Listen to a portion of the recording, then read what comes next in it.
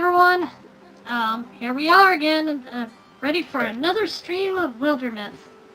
So, as I've kind of gotten into the habit of doing, I like to check out the legacy before I start streaming, so here we are. Looking at all the heroes we've had in the past. So we've got Gorkus, he's our bookish hothead, he's a mystic. He had a whole bunch of cool abilities, and he's not at all relevant to our current story. None of these are really. Including the one that got added to our legacy last session. These are all our former people that were added in. Hopefully we'll get to see our latest member after we complete the current campaign. So, I'm going to go ahead and I'm going to get started. So here we are, we're playing.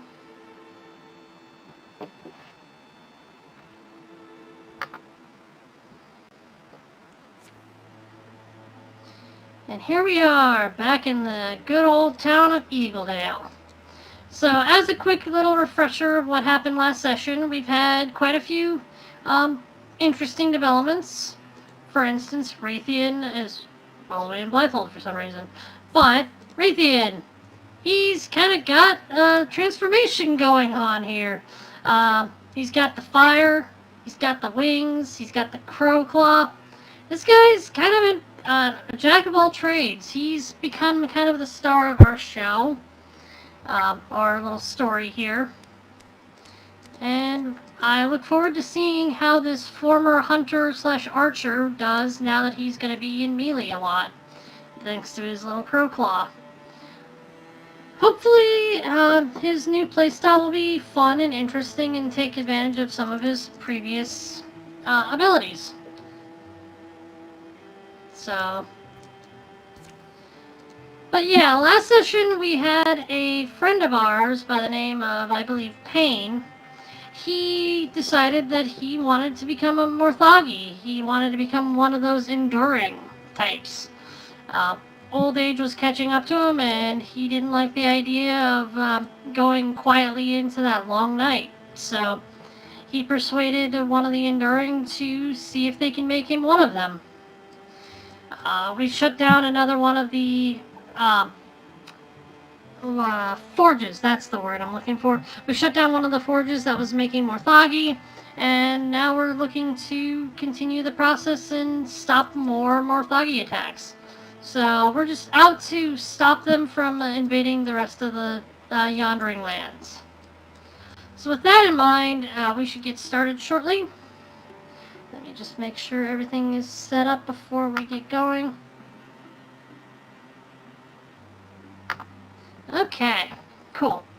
So with that in mind, let's get our party together. So, we have an opportunity here to recruit someone new. So let's go and send some people to recruit our newest member. Who do we want to send? I'm going to send at least Raytheon, because he's by himself.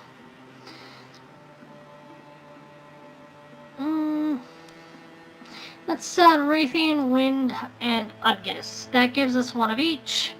Our other team will, of course, be Fargus, Lima, and Drifty, which will give us a warrior and 2 hunters. So, a solid team overall.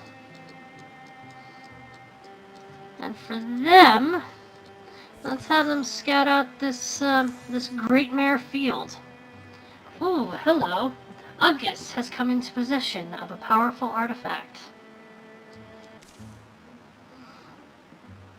To humble ends. I know I've mentioned this before, but I'll mention it again.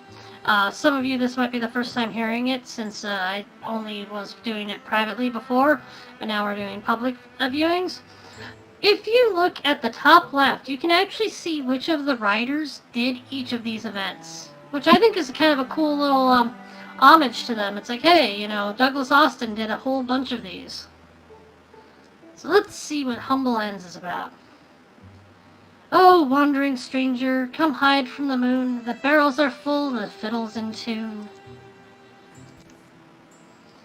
Come ask the barkeep for a bowl, cup and spoon. We'll dance you to sleep, or we'll drink until noon. Alright, it's not fine poetry, I suppose. The chorus is better.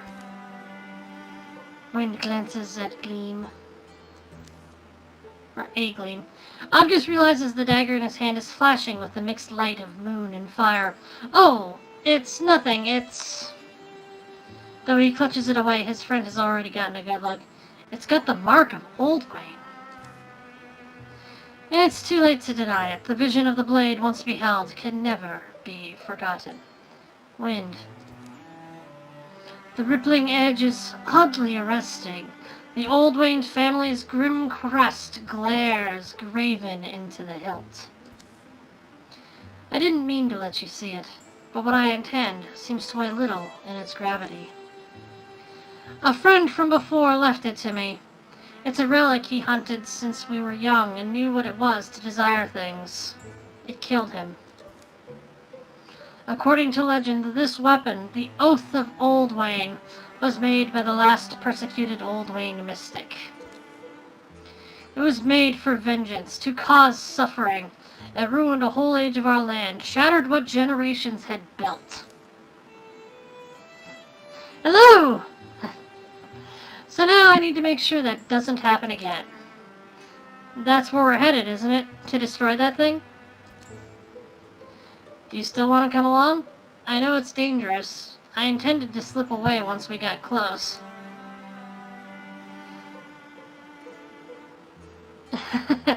Shaggy? What about Shaggy? Uh-oh. What? Shall Wind help Udgus out with this? I think she should.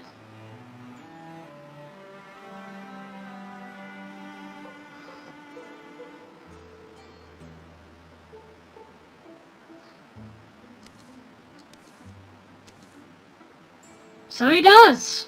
An old skeleton-armed Shaggy. Oh, shit. I think I skipped over that. No! That's bad! Oh, and we're on Iron Man too, so we are carved in stone rather, not Iron Man. So, yeah, that got saved. Darn it! I didn't mean to skip past all the way through. Oh well. Oh, here we go. Phew.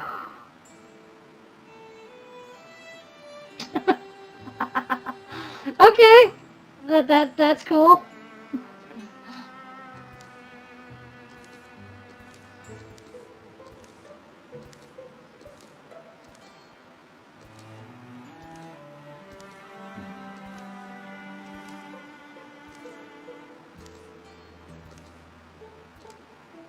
Okay.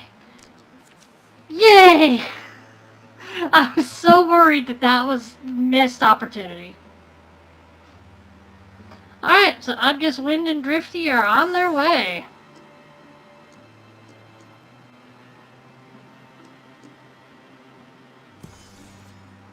The story continues.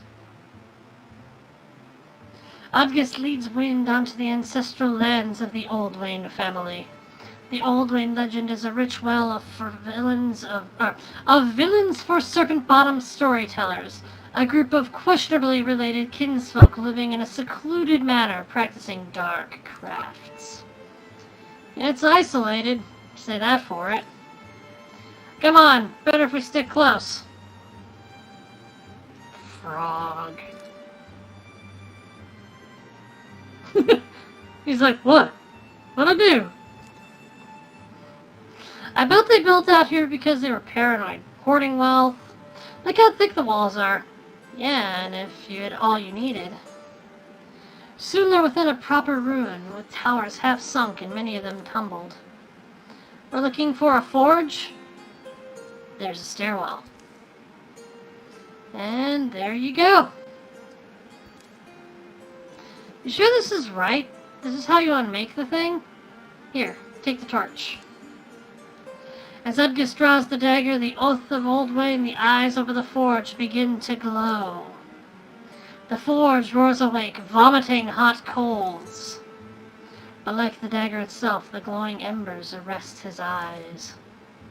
And then he sees two futures in the flames. Udgus. In one, he sees himself old and alone, still fighting the same long, losing battles he's embroiled in today. In the other, he's not much older than he is now. He used the power in the dagger to bring peace to those he loves. Perhaps he should wield it. It would change him, but not immediately. In the meantime, think of all the good he could accomplish for his friends and for this world. The selfish thing would be to melt away that chance.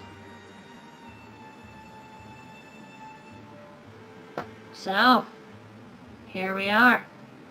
Do we destroy the dagger, or do we keep it? Use its dark powers for good? Fires of Mordor destroy the dagger? Okay. The dagger meets the forge and instantly melts. The coals jump and fly. Frigid air fills the room, snuffs the torch. And then, an apparition takes shape. Is it truly done? You cast away that cursed blade of mine? Yours? The spirit resolves into the form of a man. I made it in vengeance, to punish the world that persecuted my family. So rashly done. You regret it, you mean? The anger was cold in me long before the blood stopped running, but I'd set it in motion. Someone else would need to end it. I can't answer for all the pain it's caused, but to you, at least. The glow that surrounds the last Oldwayne mystic flares brightly for a moment, and he's gone. Where he stood lies what looks to be a bolt of fabric. At a second glance, it's a cloak of ghostly weave. Udgus bends and picks it up. You sure you want to touch that? Just got through destroying an evil artifact, didn't we? This feels different. And then, a bestial bellow echoes down the stairwell.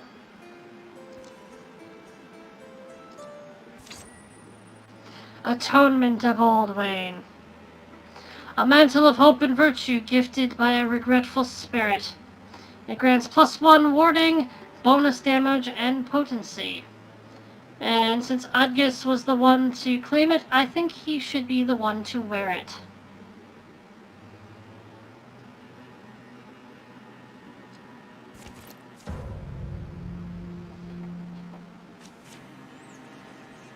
And we are dealing with a mushrox.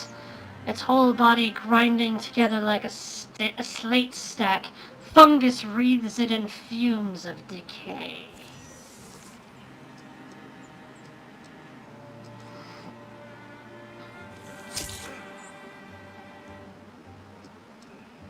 Wow, did he even hurt that? He didn't. He did no damage.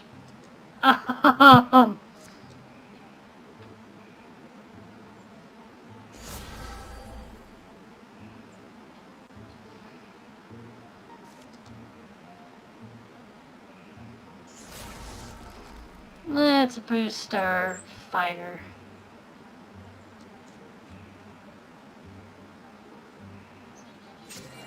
And have her do Guardian. Oh! Oh, hello.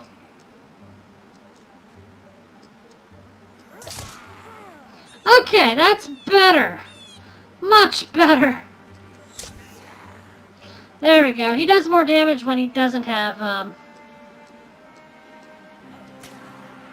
armor. There we go. That wasn't so bad.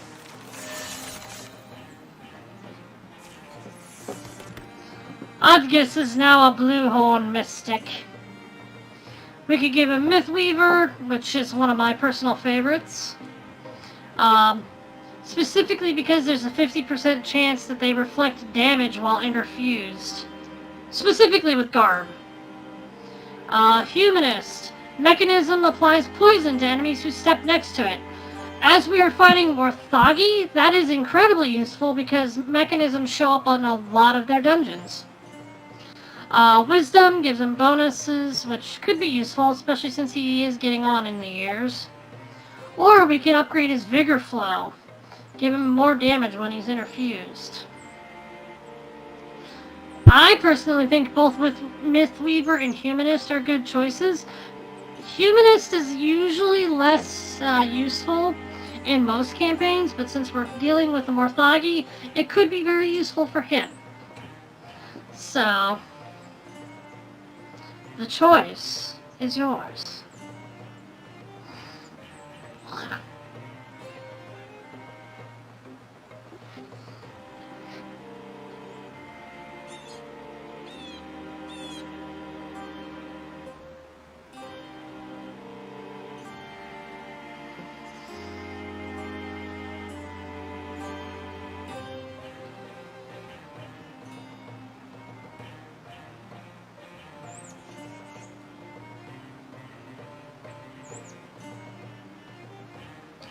I like both of them as well.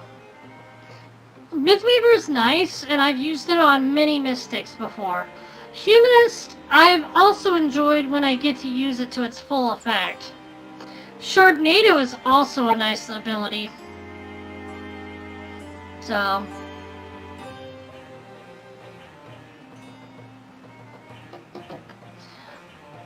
I think let's go with Humanist, just because in most campaigns it's not as useful because there's less mechanisms. Here we've got all sorts of mechanisms to use because we're dealing with Morthagi. So, might as well.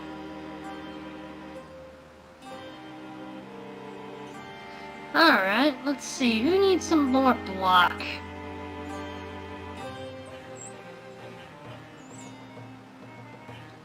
Fargus can make the most use of it as a warrior, so let's give it to him. They leave the old rain estate behind to sink into the obliviating muck of time. That's a fun word. Obliviating. You good? I'll be fine. Just feeling sorry for just all the suffering that gets buried in the stories we tell, and the ones we don't. It will be a while before they feel like talking again, but not so long. And by the morning of their return, they'll carry peace in their hearts. And he got a level up from completing the quest, and we can immediately upgrade Humanist. Which, Stunning Barrage gives a 100% stun chance on hit, Shackles do extra damage, Shardnado doesn't dissipate over time. We could also give him Endurance, make him more durable. We could give him Naturalist, where he gets the ability to do Vine Wrench, and the ability to go into the Great Plane, which is normally a hunter ability, whenever he interfuses with a tree. Tree Call also allows him to call people to interfuse trees, which allows him to teleport others. A very nice ability. Compulsion, on the other hand, allows him to briefly interfuse with an enemy and force it to move where he pleases. So he has got options for this level up. We could, all of these are good. Endurance is the one that I want least, but it's still a good ability, especially on a Mystic who, they don't usually have a lot of armor. They have a lot of warding, but not a lot of armor. This allows him to have a little bit of both so he can take some hits.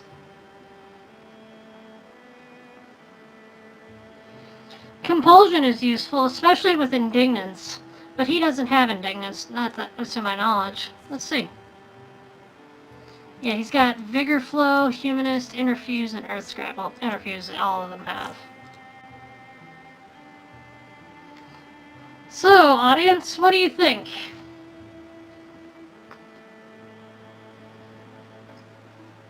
Compulsion, control enemies, make them move where you want it. Naturalist, Gives him more abilities related to trees. Or Humanist, buffing the abilities we just gave him. So he can do more Sharknadoes and stunning barrages and stuff.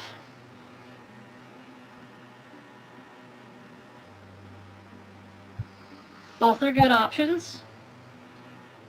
Anyone else?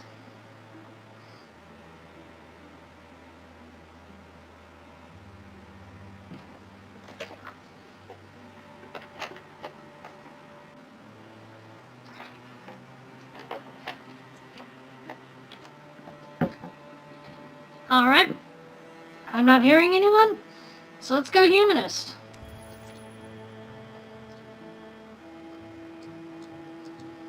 So let's see, we've got one guy going to recruit. We got 2 people here.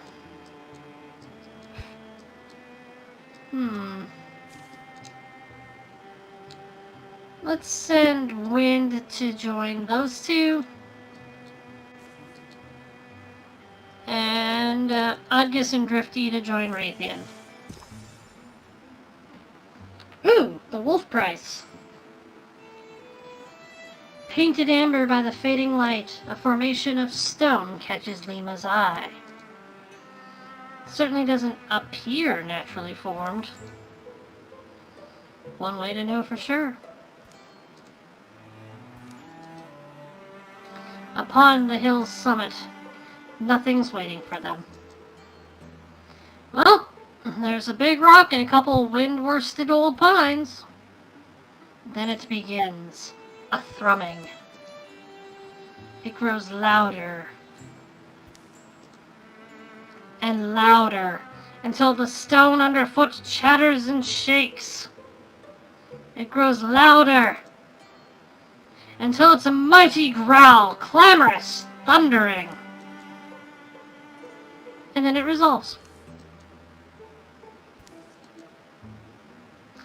A voice. I am the one. The voice of a carnivore, cunning and crooning, warning them to run, promising to give chase. The one you have hunted so long. Through cups and dreams, you have hunted so long for me, and for a sisterhood that should be yours. Do you know my name? A name? It was the gift I gave to your ancestors. They walked my myth over green field and fallow, to the curves and corners of being they walked. Do you know my name? How? How would I? A blessing earned through ancient service, an oath written in steps and trails, and sealed with a name. You only need to know it. I'll ask you once more. Do you know my name? Lucius! It's like reading a fairy tale from your childhood, only to realize how disturbing it is. Lima doesn't like knowing the name, but she's sure it's right. Yes, I am Lucius, your wolf god. And now, you may take my oath. Abandon your humanity, my girl, and be blessed as wolfkind. Does she go for the transformation, or does Fargus persuade her not to? What do you think? Does she pledge herself to Lucius, the wolf god? Or does she reject the lonely wolf?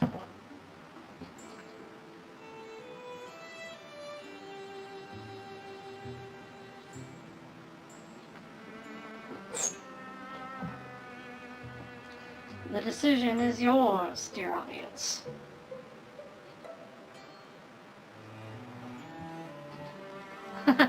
That's one vote for Wolf Lady.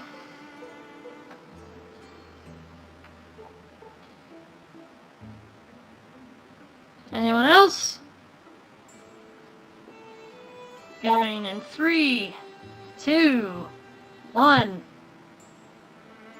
Alright, there we go. Mima kneels, and beneath her green light pools, dandelions rise yellow out of the sparse, wind-scraped dirt. They grow old and white, throw their seeds, then wilt to nothing. The god rock she kneels upon hums. It cracks somewhere inside. A shrill, sundering howl reverberates in her skull.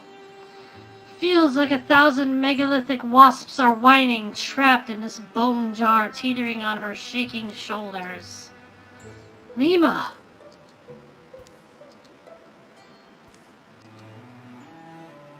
Woof! Plus 4 retirement age.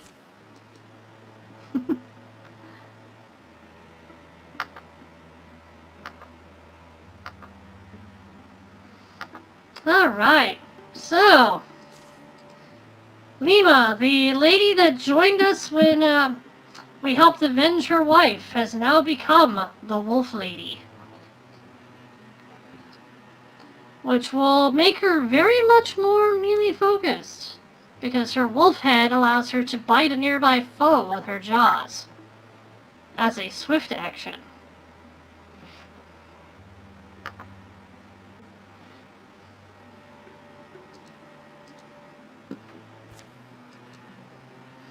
Alrighty then.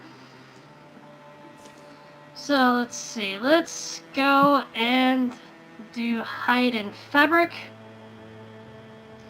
I could build it myself, honestly, but we should help as we can. And we'll have Wayne join them on that. Meanwhile, we've got this poetical hothead, Markbeld Dunsmith, who wishes to join our company.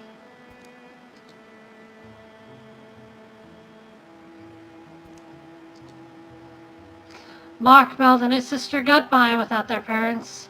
They relied on each other and would continue to across the distances and time that would one day separate them. The gales of the North Mountains always blew clear his heart. He would visit the mountains in the autumn when they sang and write down the revelations that came to him. He claimed to seek only justice. Justice, of course, was a tricky word to pin down.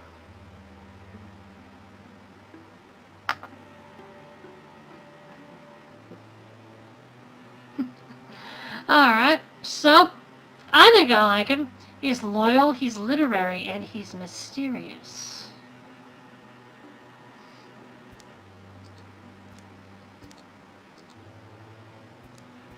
Plus, with a name like Markbeld Dunsmith, you gotta like him. Though his personality, the hothead, we've got a lot of hotheads, don't we?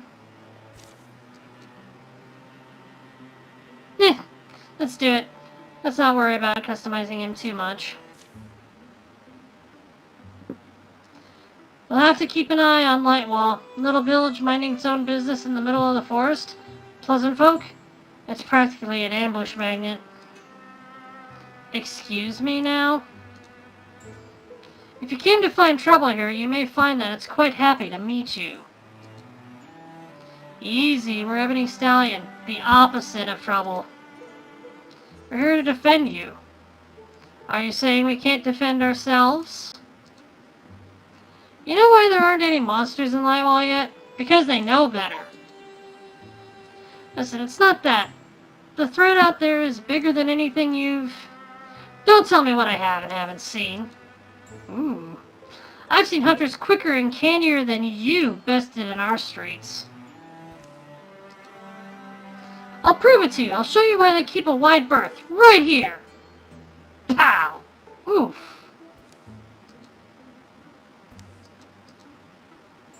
Wow. Alright then, big talker. Let's go. Flap, scuffle, thunk.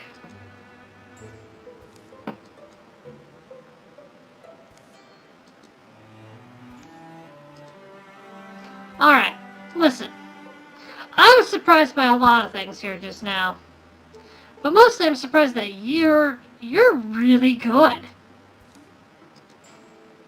What I'm saying is, Ebony Stallion could use somebody with your instincts and skill and enthusiasm. Wait, really? Join the group? Come on, Mark Build, give the monsters a good old light wall greeting from us.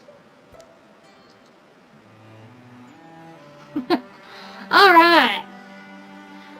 I think he should be a mystic. We've only got one. And we've got a plethora of everything else. So this poetical hothead is a mystic who likes to beat people up. He's not so enthused about this, I don't think, though.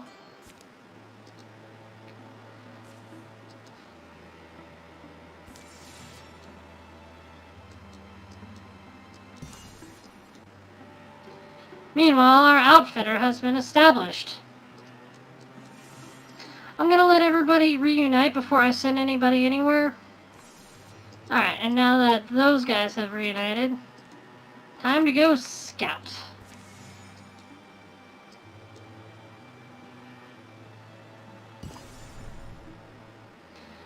Lembermere Ashes has been revealed. Assault Starbluff Dam. Let's do it. We'll have Fargus, Lima, and Wind, so it's a very physical party, but... Ooh, Avenger. That sounds cool. And it was written by Douglas Austin and Tam Troll. They make for the cover of trees. Day dies. Shadows feather the trunks. Stories flicker in the mind. They say a hero used to belong to these lands.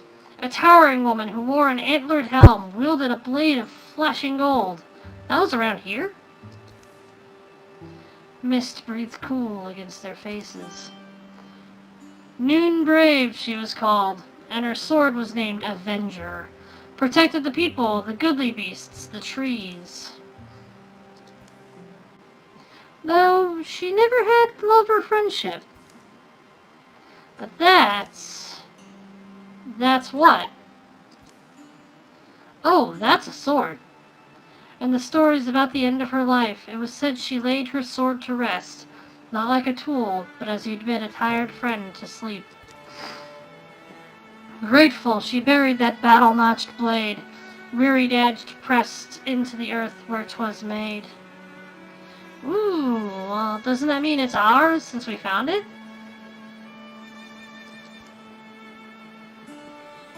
Bone dogs are on our heels. Yet again. Do we guard its resting place, or do we draw the blade?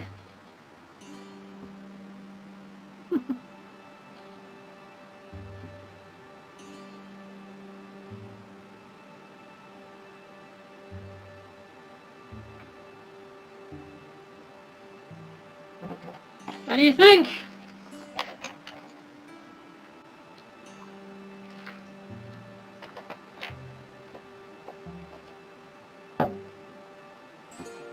So, draw it, wield the blade,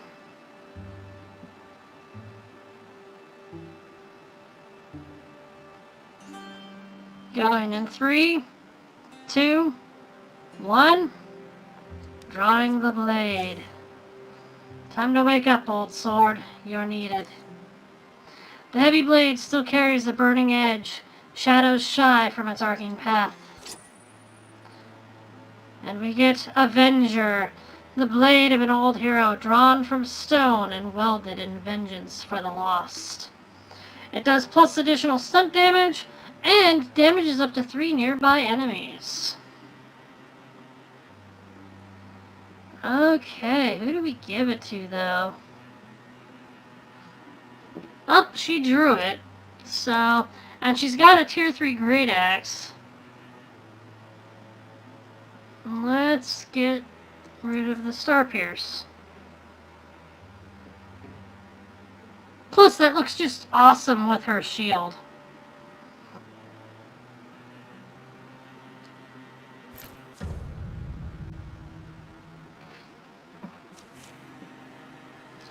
Batchby, Weldlings, Watchmen, Sommeliers, and Spectics.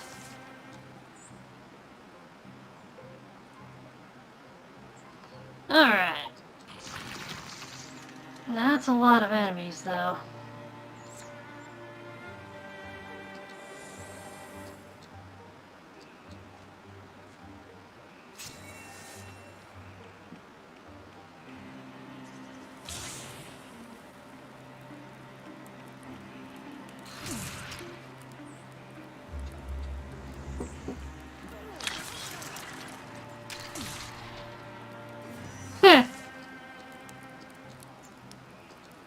Alright.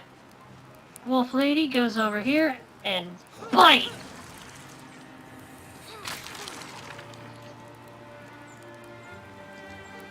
Yeah, let's deal with that wildling so it doesn't burn us all. Burn us all! Burn us all! Let's have him switch weapons. There we go. And Guardian.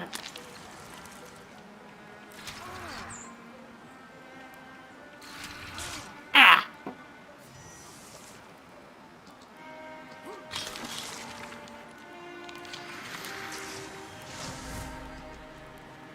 +1 heal on kill. Yay. I probably should have attacked with the blade first to get rid of some armor.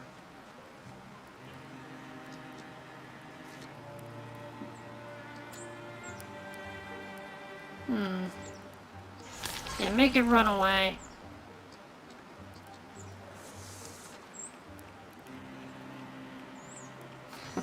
Too bad I didn't have Guardian up.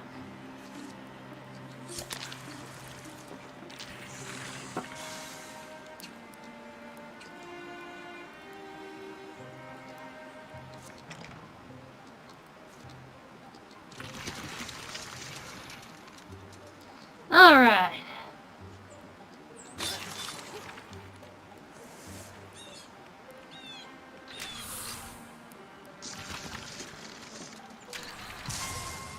Ow! Man, I'm taking a lot of hits. Hey! Hey! You know my policy on dodging.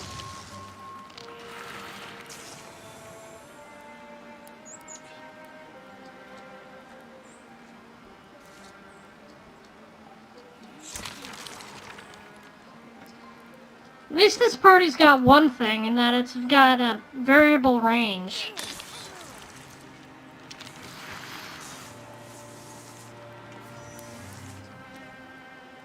Wow, it moved 1 square.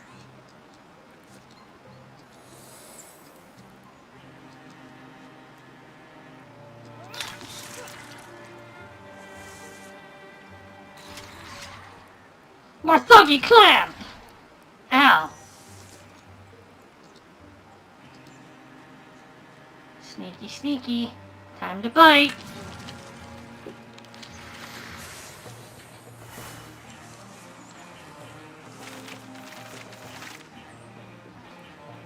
Alright. Lots of experience from there. Earthshell knee pad. Who could use that? That gives him a little bit better block. Person better block. Ooh, him a lot of block. But I think Lima's gonna get it just because now she's gonna be in both melee and range. Just give her a little bit of extra survivability.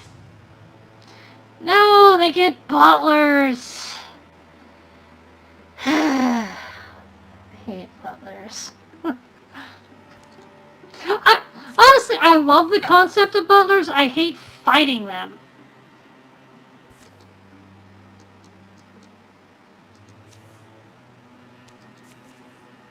Especially with wildlings. And our recruit Mark Beld has joined. Ooh. We have 3 options for his initial skill. Ignite, which can be useful later. Arches, which allows him to plant a tree that pins nearby enemies. Or soul splitting.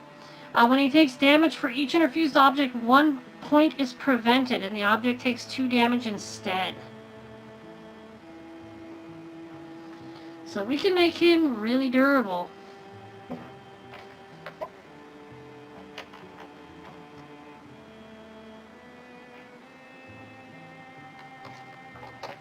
King Knight, of course, is always fun, and I love its upgraded form. Its non-upgraded form is cool, but it could be better.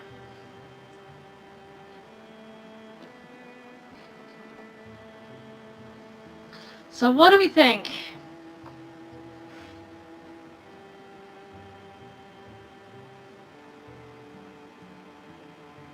Arches is always nice. We could make a mage tank.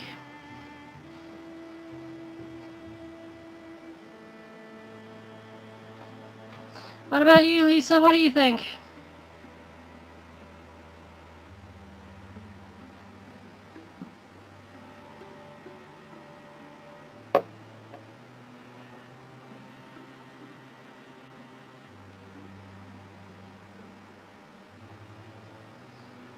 Alright. I think I'm gonna go with soul splitting then.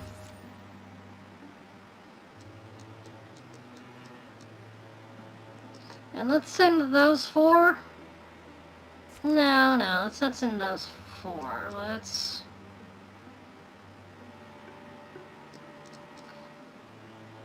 what do I want to do?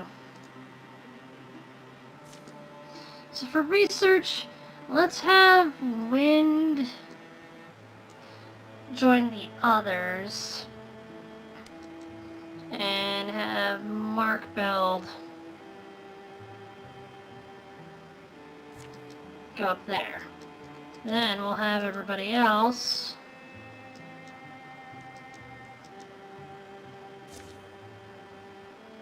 yeah, there we go.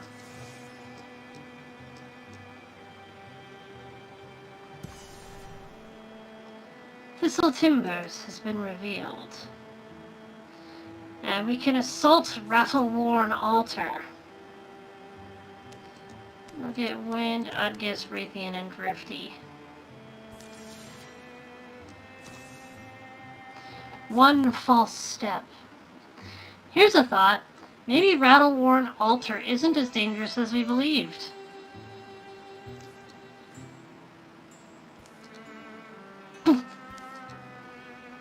Huh? Where'd Drifty... Down here! Drifty's step has broken the hidden coverings of a hunting pit, and he's fallen scuffing and scraping into a dark, rocky hole. You survive okay, Drifty? How far down are you? Oh, far enough. It's always when we feel our most confident, our footsteps in dung or disaster. This world will humble us.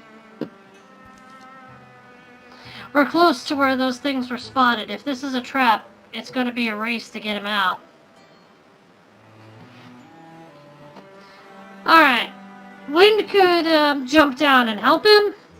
Raytheon suggests being methodical and safe, tying a rope together or something. Or Udgis decides to leave him as bait. What do we think? Methodical, jump down, or bait?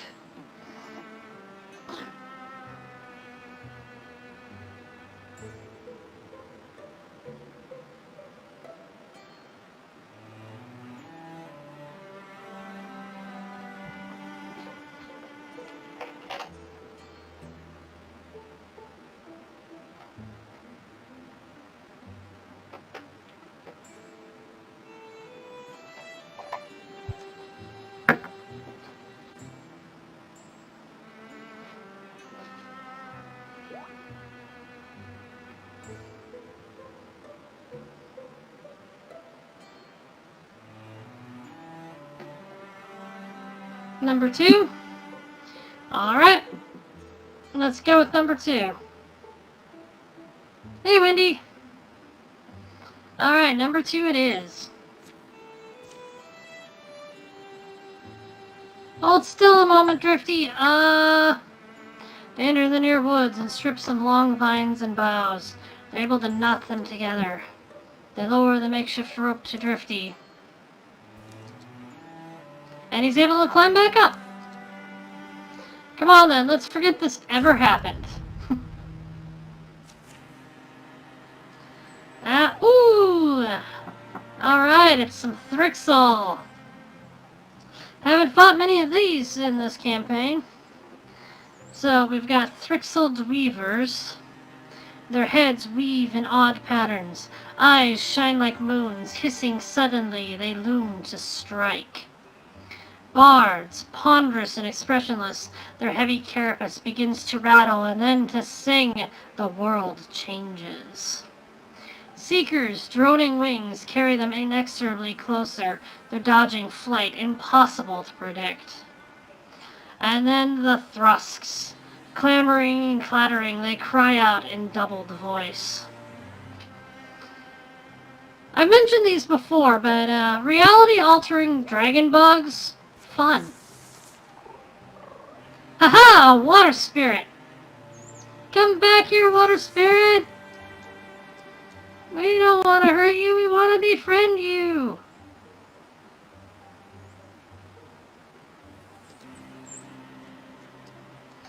I know just the way to do it.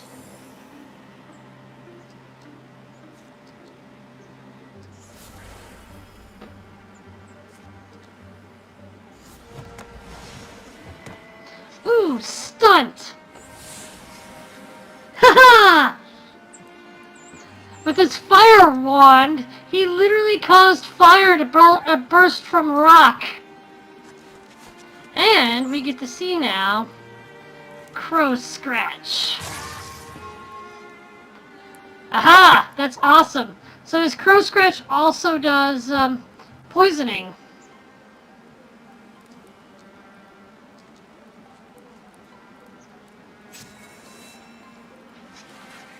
Which, it was already on fire, so it was going to die.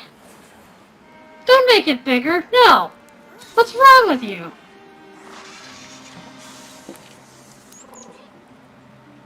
Don't run! We want to be friends!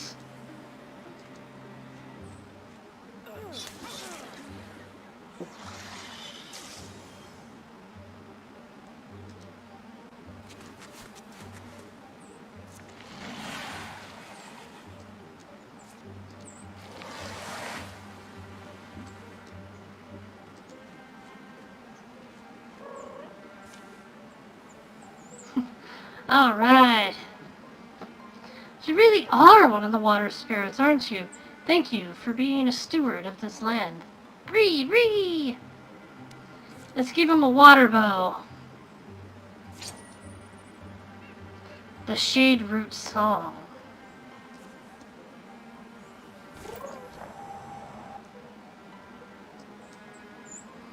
And Udgis just needs to run. He needs to get as far and close to the group as he can.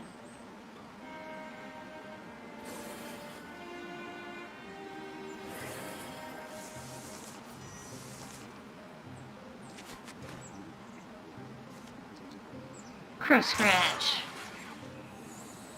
We hobbled it and poisoned it. That is awesome that they can do that. And then we finish it off.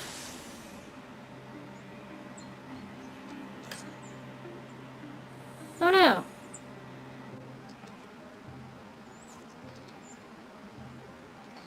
Ah, Bone Lance. One of my favorite moves. We can also do Bone Wall.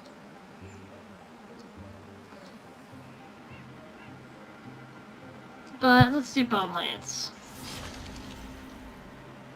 It dodged? No! I refuse. Go back and do it again.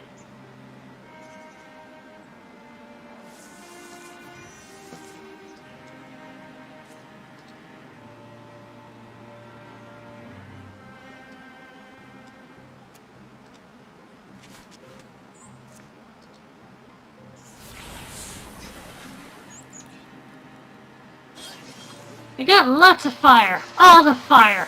Burn! I mean, don't do fire, kids. No, seriously though. Don't play with fire. It's dangerous. And yes, he can water his pinecone using his bow. So, shall we give him Tinker which allows him to grant armor and warding to himself or a nearby ally. Crippling Strikes, which apply hobbled. Give him Ember Arrows, or upgrade his Through Shot.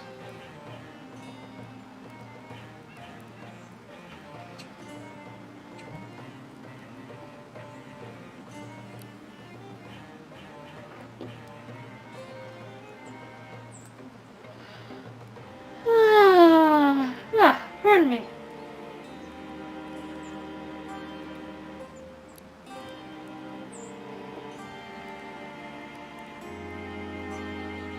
So what do you think? Personally, I like all of these. Ember Arrows and Through Shot are nice. Tinker? Yeah, honestly, Tinker sounds like a good idea. We've got plenty of archers, and it's something that none of the other archers has. So, Tinker, actually, I like that idea. It gives him a lot more support options. Meanwhile, we've got Wind, where we could give her Zealous Leap, which is in addition to her Wind Walk, which I love the idea of giving her that.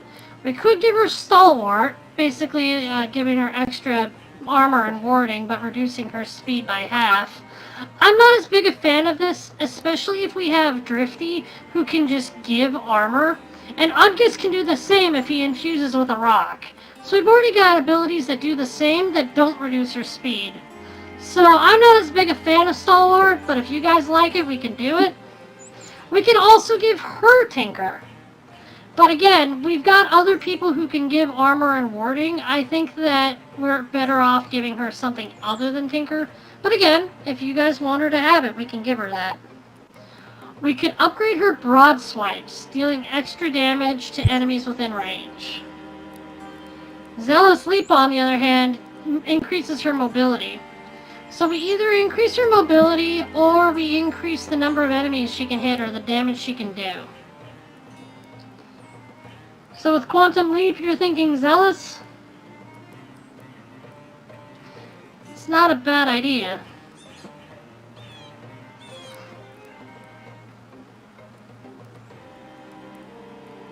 I like it, but I want to make sure I give everybody a chance to respond.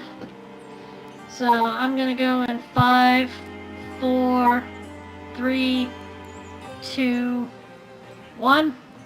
Alright, Zealous Leap it is. Oh, look at that shield. We could give it to anybody, but if we give it to Mark Belt, ooh, it looks good on Mark Belt. We could give it to Lima. If we give it to Udgus, it looks good on Udgus too. We could give it to Drifty. Or we could replace Winds. That looks cool too. And of course we could always give it to Fargus.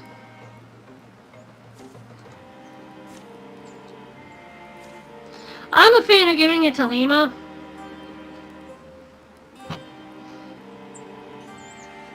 So let's do that. And the Fern Shadow Belt with extra dodge. Hey, do we think Raytheon has enough dodge? 98.8.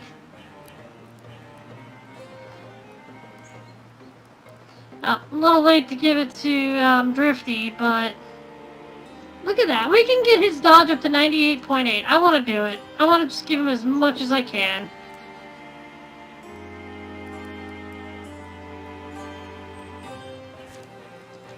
That's weird that it lets me give him a belt when he already has that, but okay.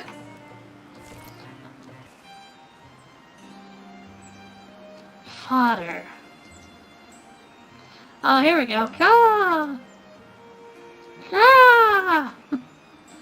Enjoy yourselves, brothers! The buffet's back that way. You'll be doing the Yondering Lands a favor. Mind you don't pick up any diseases. Nature can't be all emeralds and sunsets, I guess. The human temperature of dodge. And the Thrixel gets scoriers. Those are always fun.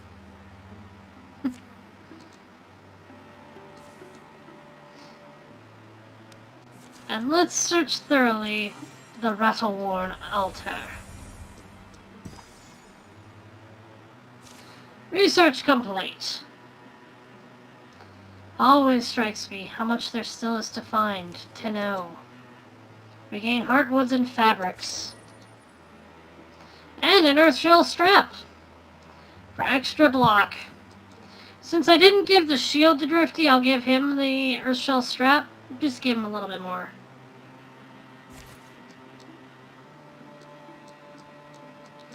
Alright, so let's have our group of 3 go here.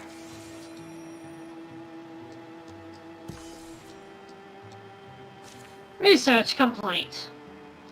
The more questions you ask, the closer to the truth you shall ever come. We have some very poetical people in our party, with hides and spell shreds. Threads. Spell shreds. Alright. Let's give this one to Fargus. Just because he's usually in the melee front range. But yeah, let's see. We've got hot-headed poet. Hot-headed romantic. Aloof greed wagon. Aloof poet. Decisive hothead.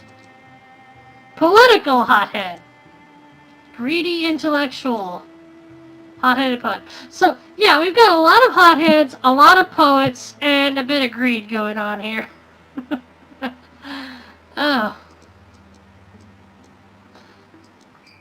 But only one intellectual.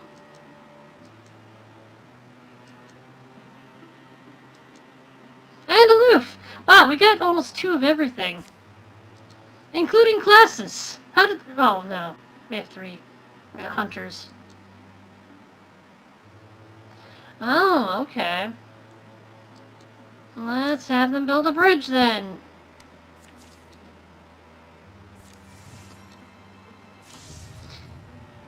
Ooh, calamities. Forgot about these. Okay, we've got 7 legacy points. We could cancel out both the Wildling and the Spectic. Spectic for sure, because that gives them extra enemies.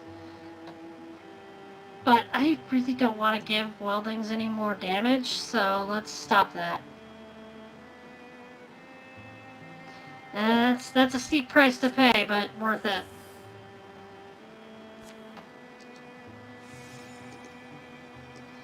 Alrighty. The land is becoming more and more clear. Ooh.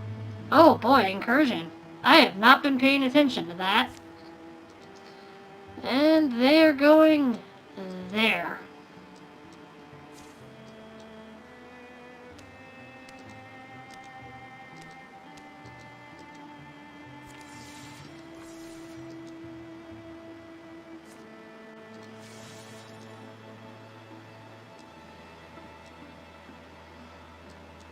Oh boy, they're gonna start attacking Milbird Forge before I get... Oh no, I got there first. Okay. Let's defend this place. Oh, it is Milbird Forge. The gang's all here. Yay! All 7 of them. We'll only get 2 farmers in this fight, but with this many heroes, I think we won't really need them. Let's go. The Morthagi have come. Their advance is methodical and oppressive. Stone explodes into splinters when they wish it gone. Their raking limbs shine, unmarred. Defenders respond. Udgis, I'm glad you're here.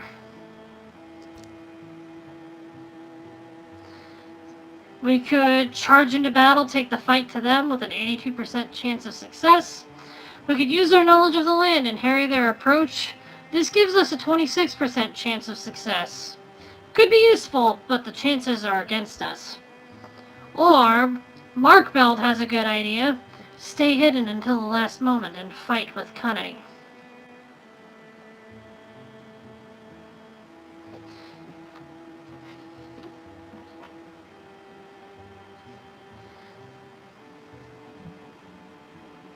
I would also like to remind people that the last incursion we had, we took the option with the highest chance of success and still failed.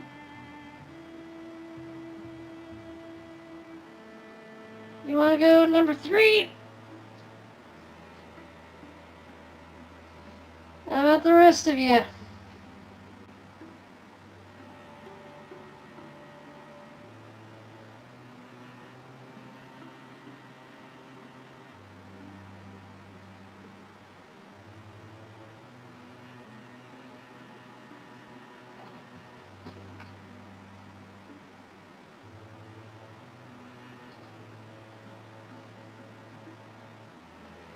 Personally, I like stealth, but actually stealth is nice, especially with how many rangers we have. We could stay in stealth for quite some time, and it will also keep the farmers safe. So I'm kind of leaning that direction myself. Alright, I think we've deliberated long enough. Let's do it. Stealthy. Concealed amid their surroundings, they elude the frustrated eyes of their enemies. Choosing the moment to strike is up to them.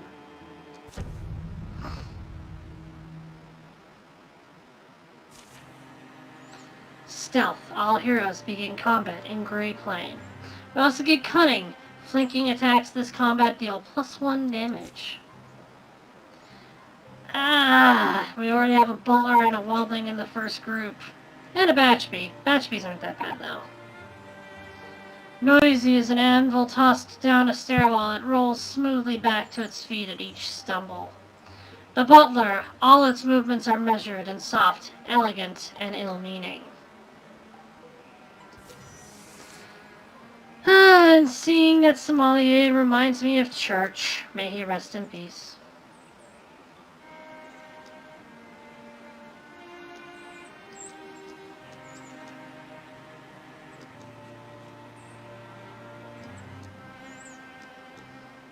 And we have Haldana Palad, one of our random farmer helpers.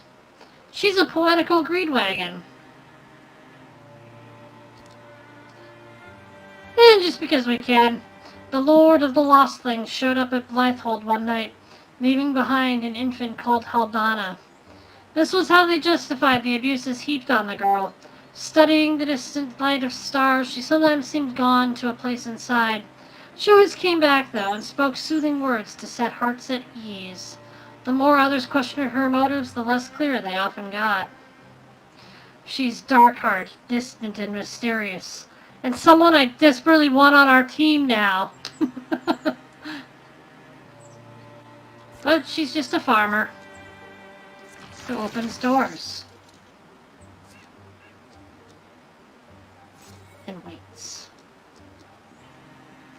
Meanwhile, Udgus is opening this door. And he's interfusing with a lantern. Hopefully it'll give me a little bit more visibility into what's out here. Can I fire an arrow at him? Nope.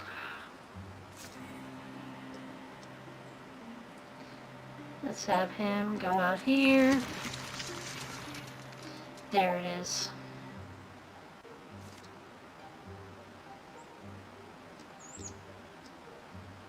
Luckily, it's nowhere near the wildling.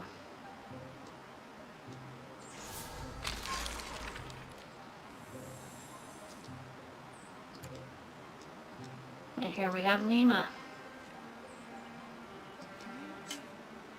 No! It blocked! It blocked an attack it couldn't see!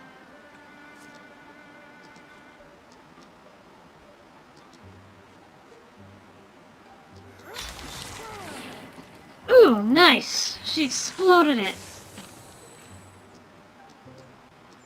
And here we have Pel Torin. Pel and her brother got by without their parents. They relied on each other and would continue to across the distances in time that would one day separate them. An old enemy, the moon, watched her out of the night sky. Oh, okay. How does one make an enemy of the moon? I want to know this. Because she obviously has a history with it. Anyway, an old enemy, the moon, watched her out of the night sky. It nested in its sinister light. She would smile and speak of the wolves who roamed the stars and hunted demons in the night. It seemed to fill her like bread and milk, as if she could subsist on the thought alone. Okay, I want her to! This is true. Sokka's girlfriend became the moon. It was a rough time.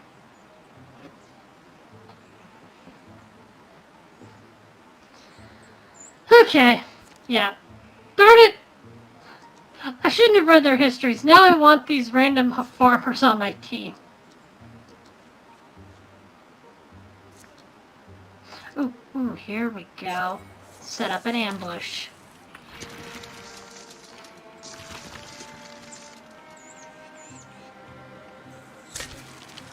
Got him!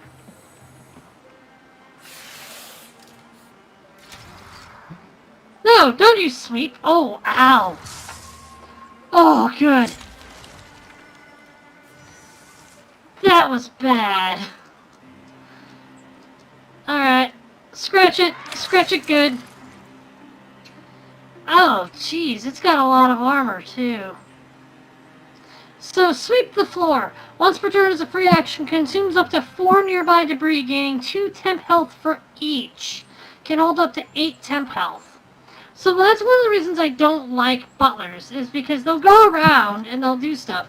Also, tend to the coals. Once per turn as a free action, consumes up to 3 nearby fires, creating a damaging region around itself that increases in range for each fire consumed. It can also heal allies. So, wonder why I don't like them with weldings? That's why.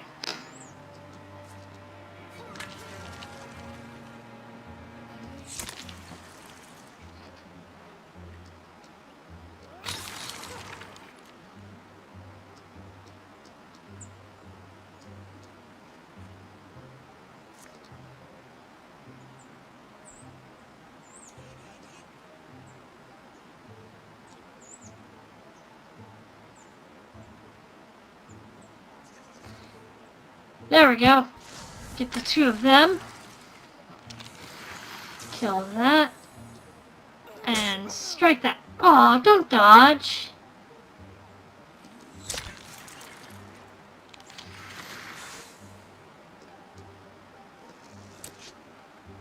No!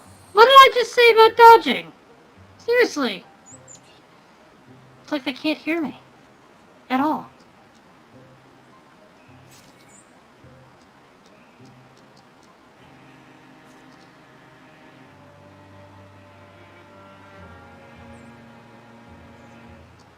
Oh, hey, we could do that. Haha! And here we have Mark Beld.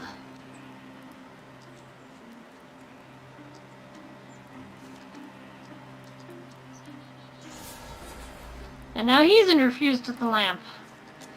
And he can illuminate it.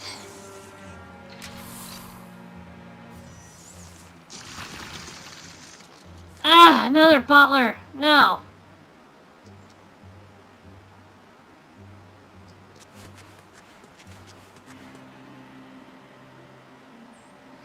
Do not Kona fire it.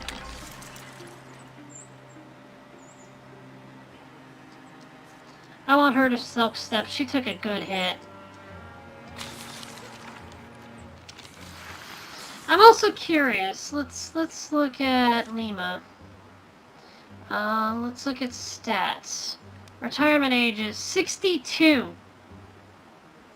So we have to complete the rest of this before she turns 62, otherwise she's going to retire at the end of the chapter. That's the word I'm looking for. And we're just going to have Miss Pell Torin go inside.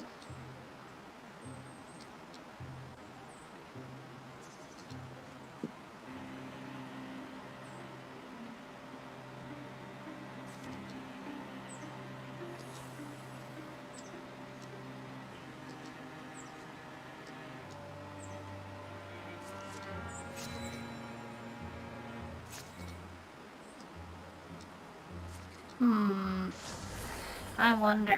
No, that was probably not the best move.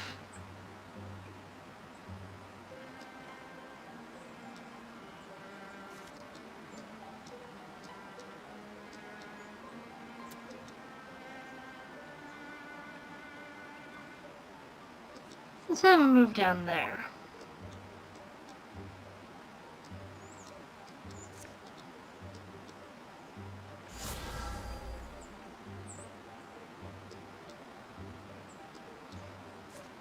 Yeah, there we go.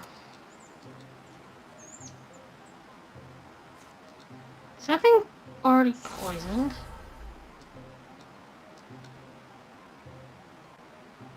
Huh. Nope. Well, we can Scalding Rain it. Burn!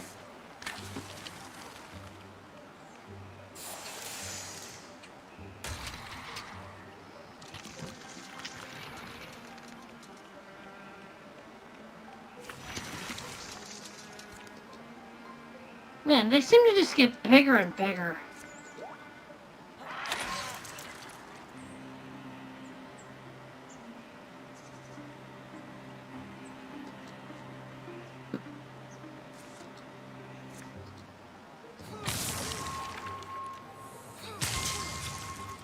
Nice! Doubled the damage because it was a flanking attack.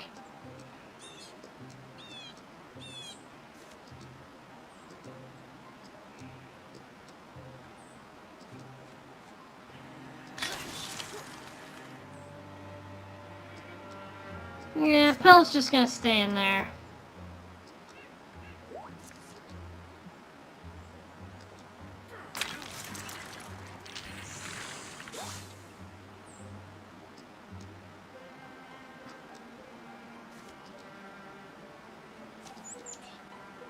Release flight!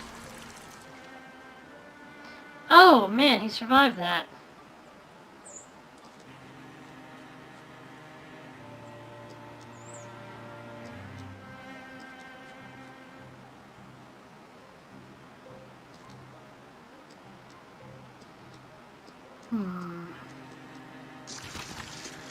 Oh, hello.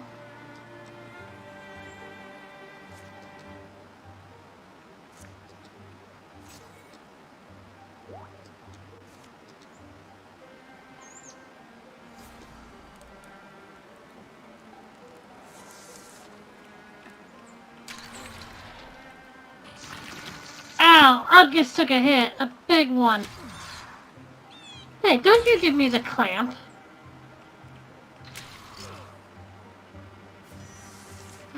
Drifty also took a hit.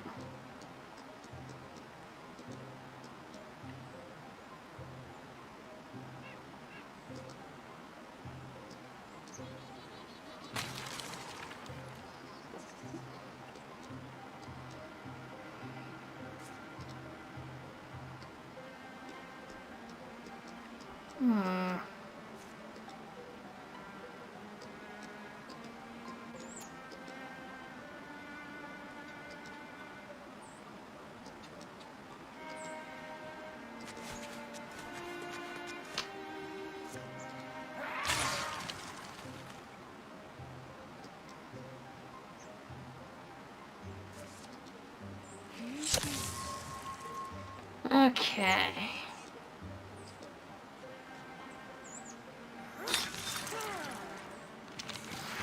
And Fargus is no longer engaged. Woo!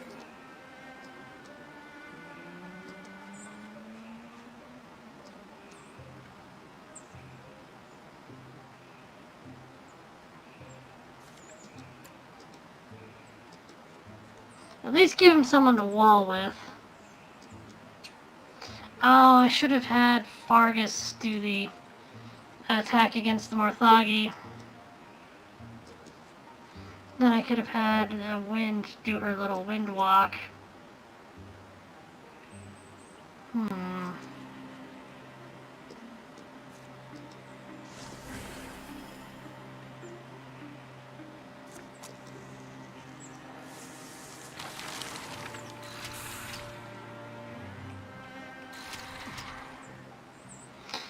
Whew, good, he warded it. And blocked the other. tense. Not gonna lie, this is really tense.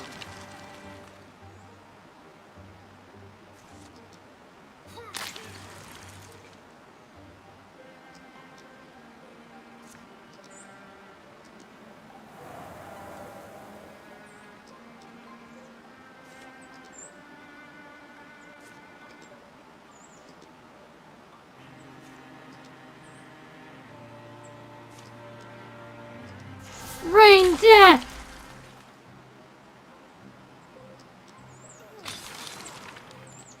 Aw, she didn't stun.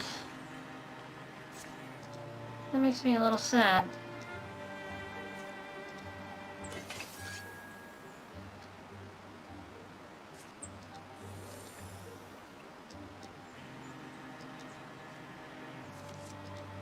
And ranged attack. Gotcha! I really like having a warrior with a bow. It just makes things so much easier in some cases.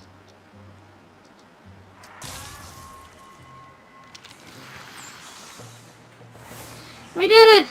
Though a lot of people took some heavy hits that made me really uncomfortable.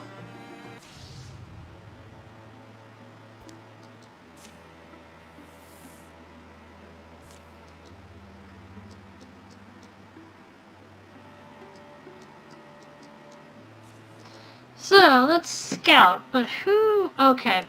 Lima, Drifty, and Udgus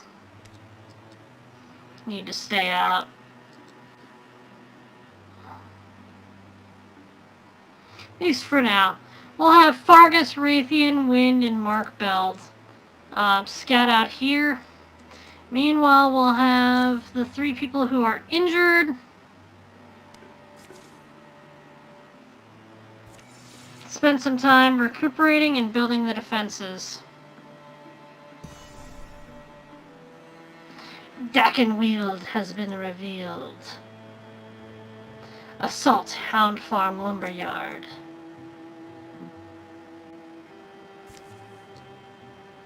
Out of the rain.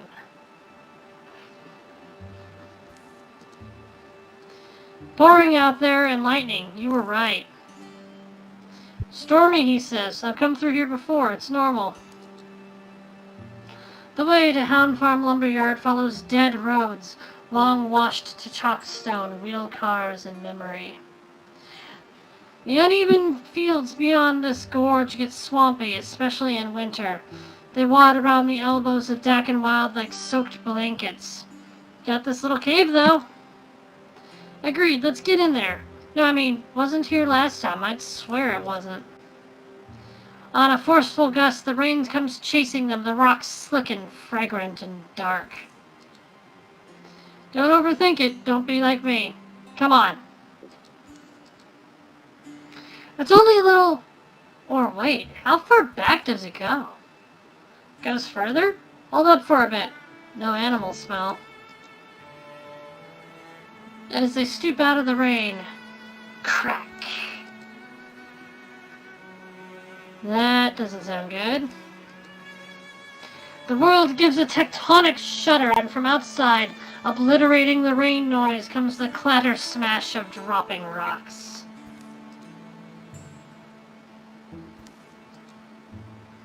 It's no time before they're buried in darkness, listening to the earth grumble and turn over. As things calm, gritty dust stings the eyes, stuffs the nose, smelling of fresh split stone. Huh. Well, good thing we were inside. Sort of, but the power of the sky always humbles us.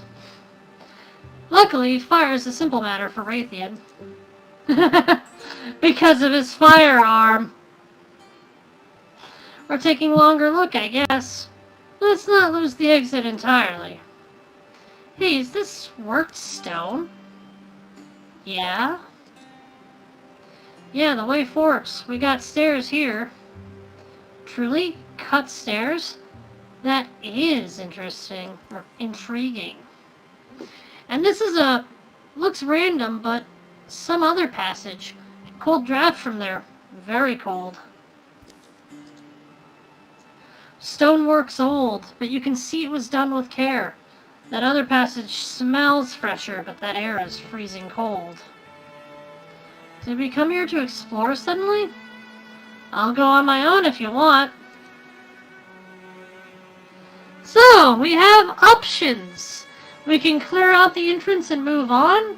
We can follow the chilly passage, or take the ancient stairs.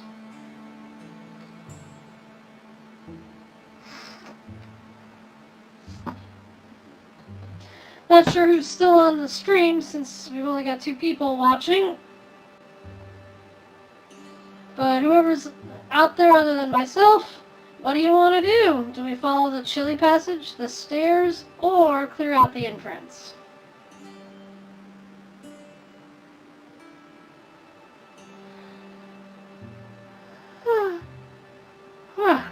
Burn me.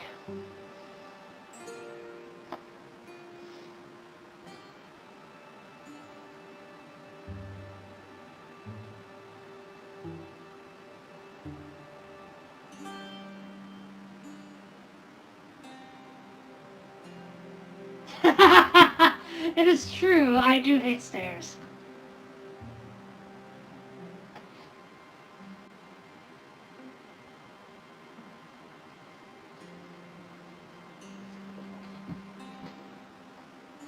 So what does that leave us? The chilliest passage. There's always stairs, you're right.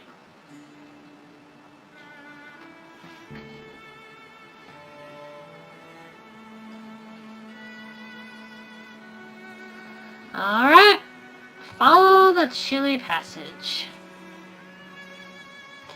I guess I find myself drawn to the stranger choice here. Cold air out of the mountain heart tickles the mind, I'll say that. Inside the passage, the chill turns sharp and invasive. The draft steadies and mounts, moistening as they forge against it. It colonizes their hair, erecting 1,000 tiny castles of frost that melt at a touch. Solid ice? It's weeping a little bit. The deep ice is rolling with tears. Can't it be sweat? Or like, is it hungry ice, so it's getting all slobbery? Travelers? Shh, what was that? A snow-soft voice calls from within. Shoo, shoo. I just can hear your chatter, my wandering weagles. Oh, shoo. Fargus sets the lantern down. Yes, intrepid travelers, tip your tender toes in here. Take the frost inside your bodies. Come and stand before my chair. You. Every long-blown breath the creature exhales forms a clear, frigid note. Sorry, that was kind of a surprise. Didn't realize someone was here. I seldom catch much notice. Winterluck, the Craven Code, the bleakening worth, the wise wight of winter. Suchly and stingily was I named in songs the minstrels dared to sing. Winterlock, nothing in texts ever crossed my palms, you. But oh, I feel that, is that only their sun-infused skin radiating so? Or... Zag! The dreadful burning mark he brings! The fire colors prodigy! Step back! How wretchedly they conflagrate! How flagrant they flout the night's dark and all coldening law! Your words come strung on loose band of music, a bobbing, brittle, almost rhyme. I recognize the language of a passionate being. Phew.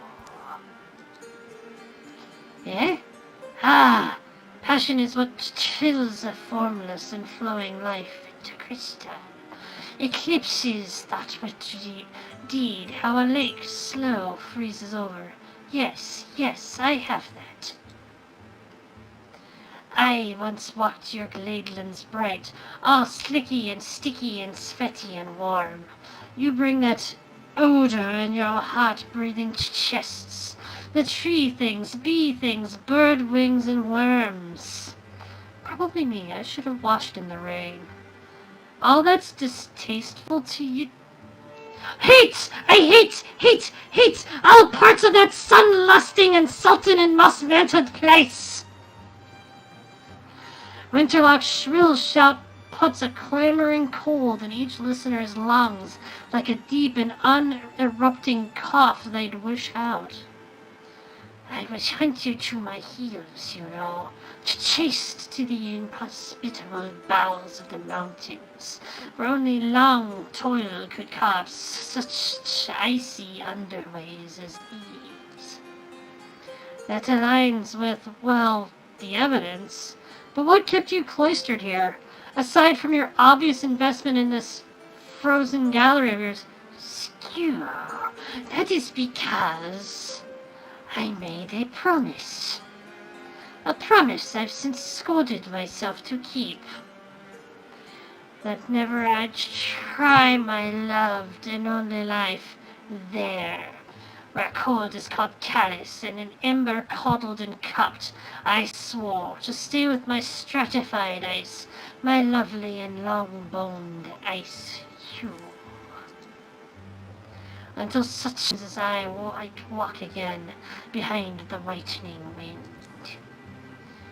And should that meltsome world one day drip molten drops upon my chair, my shield, my trusty shield, I would raise high, and with it smash their heads, skew! Winterlock advances. Does Fargus react with force? Does Fargus try to talk him down?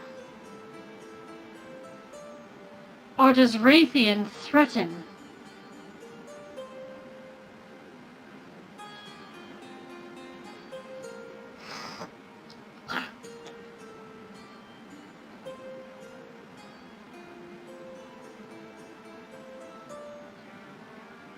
What do you think?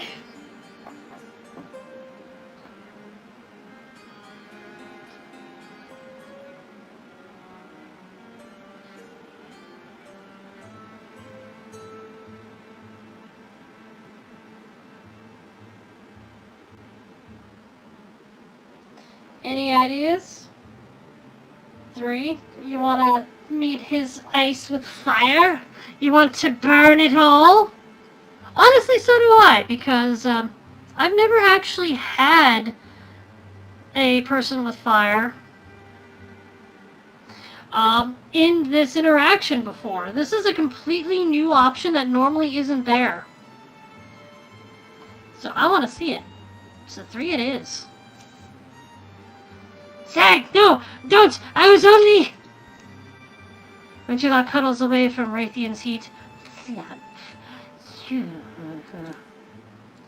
Maybe someone take the... No, my crusty shield! Make another. This one's ours. I don't like you trying to bash anyone's head with it, and now we'll be going. Remember what I said. A river, this whole place. A sea. Phew. Hate saying it, but let's be fast now. That thing fears me, but I feel uneasily that it shouldn't.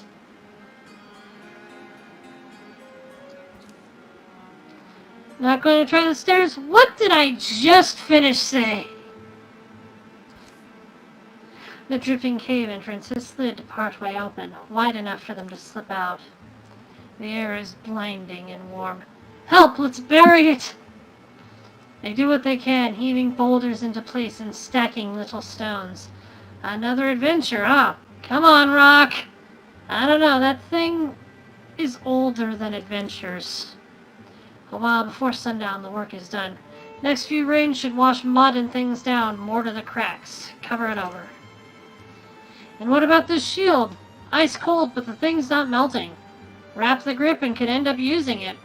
The instrument is as righteous as its wielder, they say. They march on to a late-day skirmish at Hound Farm Lumberyard. Though they'll think of it often and write journals of a weird and wintry figure, none of them will ever find the buried crossroads again. Raytheon +1 warding the entire campaign.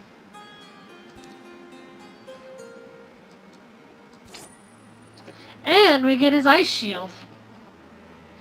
An ever-cold shield that freezes the bones of creatures it blocks. Take 1 less damage from non-flanking attacks. So, attacker takes 1 true damage and is hobbled. We could replace Wind Shield, so she's got a fire sword and an ice shield. But she's going to retire at the end of this chapter. We could give it to Fargus. But yeah, I like giving it to Wind just because if she retires, she will go into Legacy wielding a fire sword and an ice shield. I like it. I like the aesthetics.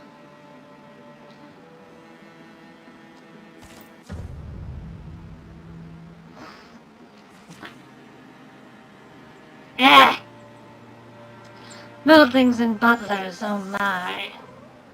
Ooh, hello! Come back! Don't run! I mean, only one of us can... Oh, wait. His bow.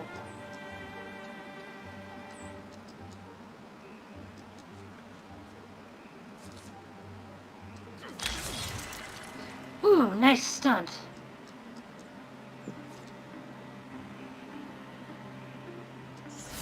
Ooh, Bolance.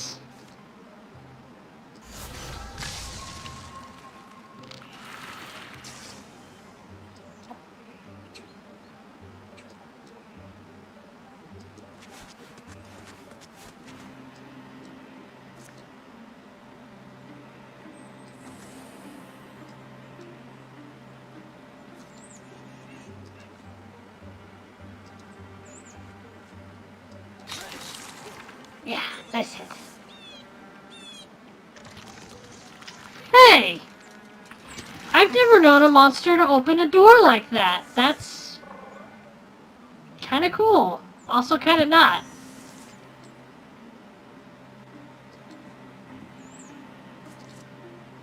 Kill the wildling. Kill it quick.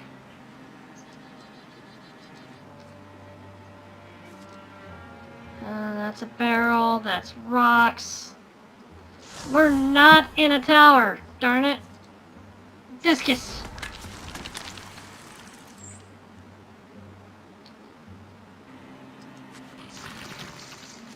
There's the butler.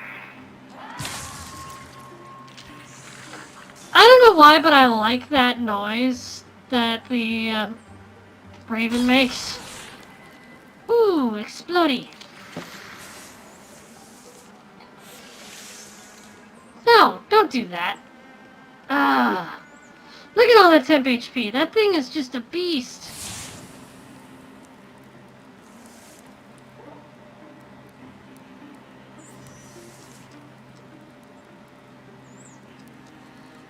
Get it, Fergus. Get it.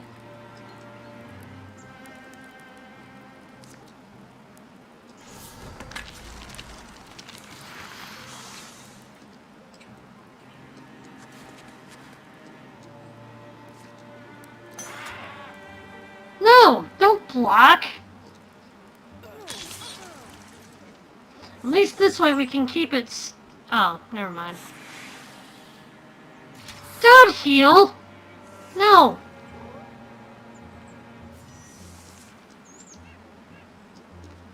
He can't get to it in time. Only guy who can get to it is a guy who can't benefit from it, but let's do it. That's alright, little one. Can I tell Wind about you? Legacy point! Run free, spirit of the wild!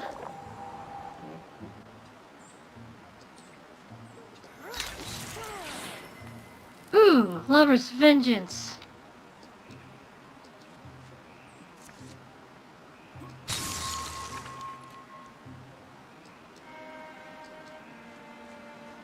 Alright. Interfuse with the rubble. and shackle it.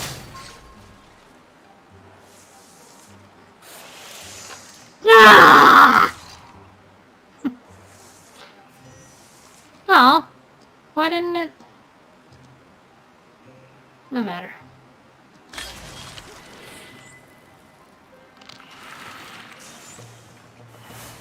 That's what you get. And Fargus has leveled up. Woo! Inspiration.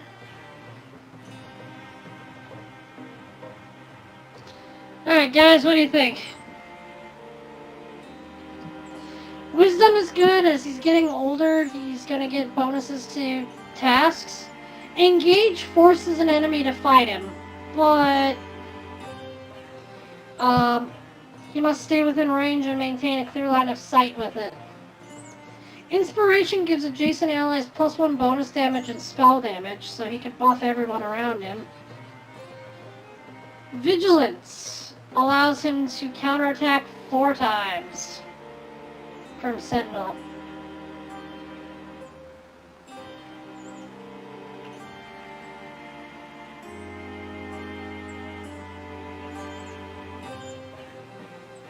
So, any ideas, any suggestions? Personally, I like Inspiration. I also like Vigilance. Engage can be useful, but I've had characters die from engaging too much. Alright, Inspiration. Let's boost everybody. Snake Stone Strap. Hey! We could give Raytheon more dodge! Give him 1 of 3.8 dodge. At this point, yeah. I just want to see how high we can get that dodge to climb.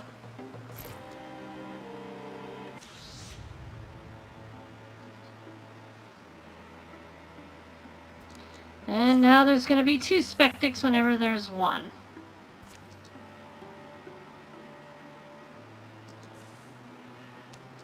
Secure the place.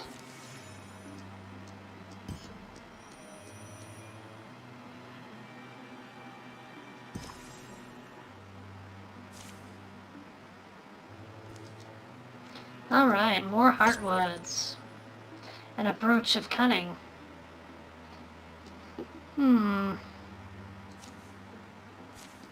Melee and ranged accuracy. You know what? I think Fargus could use that, actually.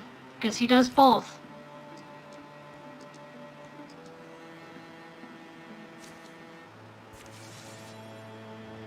Meanwhile, these 3 are still defending, or building defenses. Sub-Autumn Pines has been revealed. Assault Sunny Elm Lumberyard. Dinner plans. I have to be honest, I'm glad it's you cooking tonight. My feet are so tired that my hands are starting to feel it. Don't get too excited. So we'll hit Sunny Elm Lumberyard tomorrow morning, but that detour added more time than we thought it would, and our food is running a little low. How low? I've got onions and some more onions. I thought there was still jerky. I figured we'd need that tomorrow. Onions aren't a meal, they're an ingredient. Does she want to go catch a fish? Or does Fargus decide to change her mind?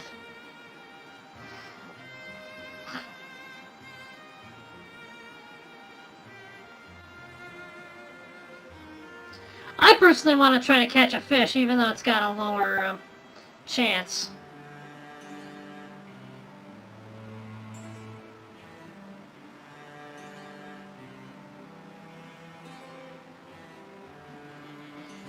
Fish? Let us fish then. Now, a fish is something you can build a decent meal around. Come on, there was a good spot back this way. You have a fishing pole?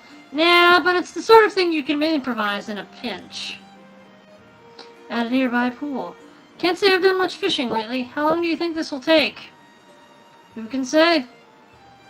You should probably get some stories ready, though. Later. The version they tell in Sub-Bottom Pines differs in one key way because the agricultural significance of... Even later. And I was astounded. There it was in the original document.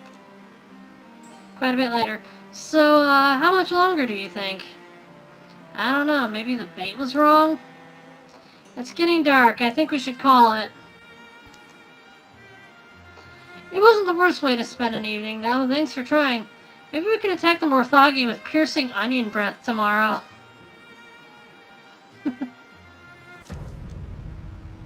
Official the onion. Alright, 2 Spectex, a Butler, a Batchby, a Weldling, a Watchman, and a Sommelier.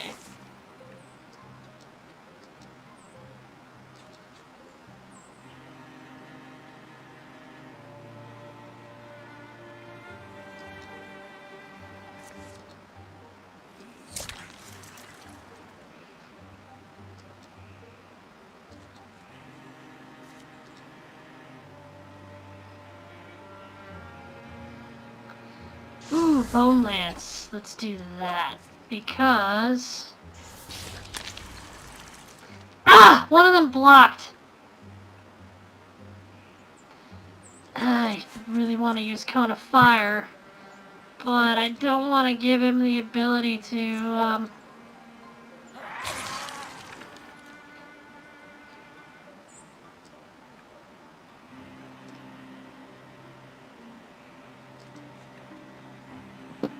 Alright, we'll swap her weapon. Guardian!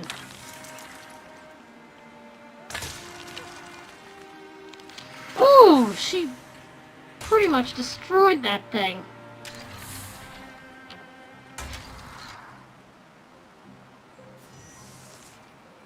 Ooh, he had her back.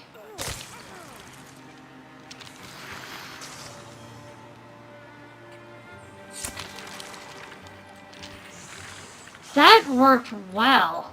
I liked how that went down.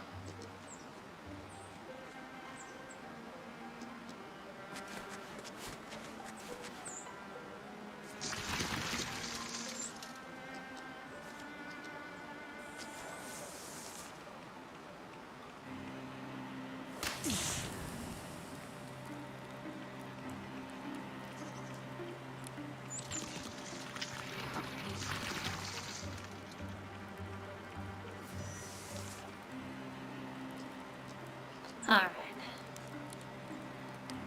Oh, you want fire? You want a lot with fire? Have more fire!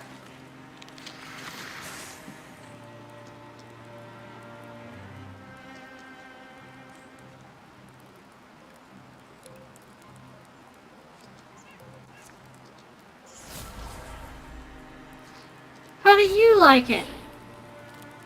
Hey, don't dodge my fire!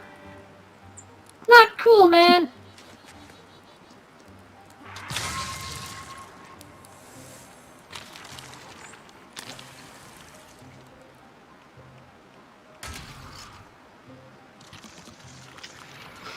I like how they're just trying to attack him, and he's like, no, you can't hit me.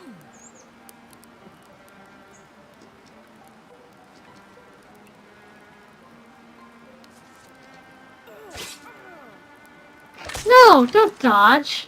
But hey, at least the broad swipe hit at that one. Ooh, nice. We unlocked How Romantic. Nice stuff.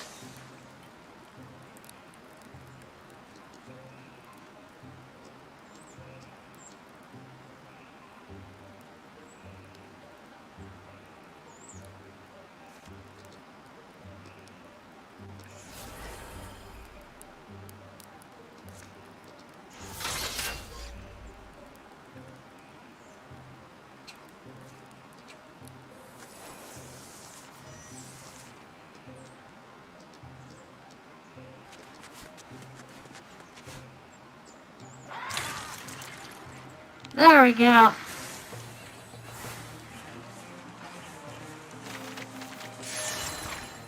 And Raytheon leveled up. Woot.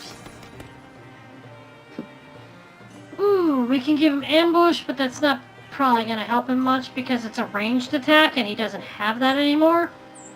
Wisdom could be useful, endurance, but considering his unreal dodge, there's very little chance he's going to need endurance. There's almost no chance they can hit him. But we can upgrade Crow Scratch. +1 base damage, scales twice as much with bonus damage and potency. So that would increase his damage by 2 total. So, honestly, I think it's this. We're not even going to debate that.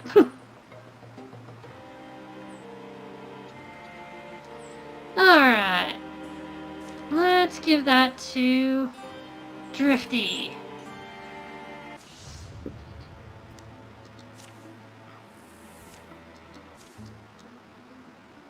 That which calls.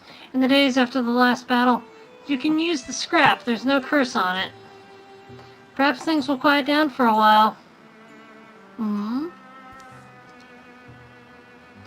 Does the madness never end? What do you think it is? I don't know, but you can bet I'm going to find out. Nice! I've never had an event that takes place over multiple, things.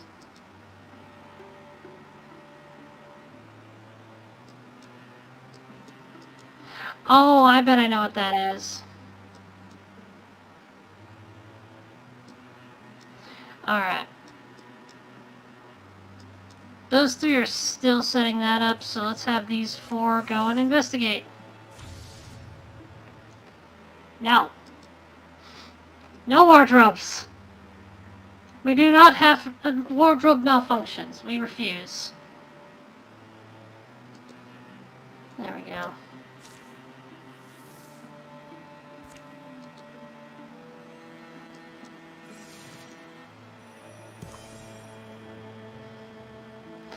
Tier 3 defenses built.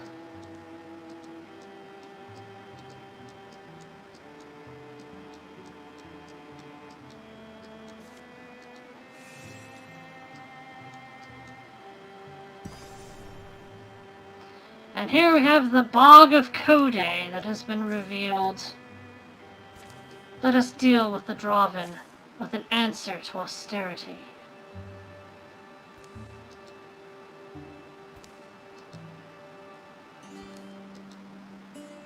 Slush. Squish. This pine wood dwells atop a secret mountain, wreathed in Bog of Kode's perpetual fog. Great sequoias shoulder up to towering redwoods. Thick-grown cedars mob their knees. That was the thing, wasn't it? So weird, so quiet.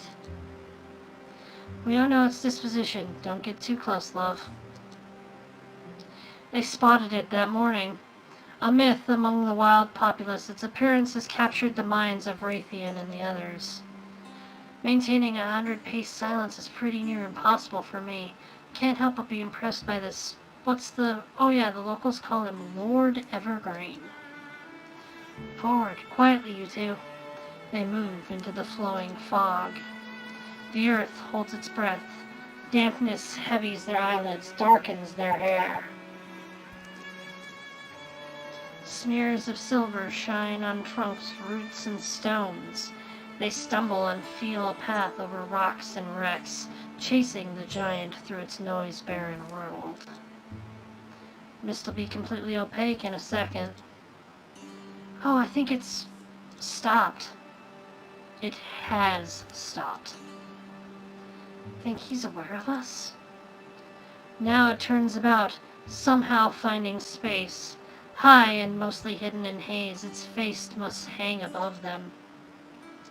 With bending bark sounds, creaky hips, folding legs, it gently lowers itself, fitting its bulk to a tract of treeless ground. Be ready if it... They're caught in its eyeless gaze, and a silence that grows and twists grotesquely long. It could crush them, that fact is certain as the soil. Stomachs harden, innards clench, muscles coil. Do they attempt to communicate? Or did I snatch a twig from its mane? I know, right? The pinecone would love to meet Lord Evergreen.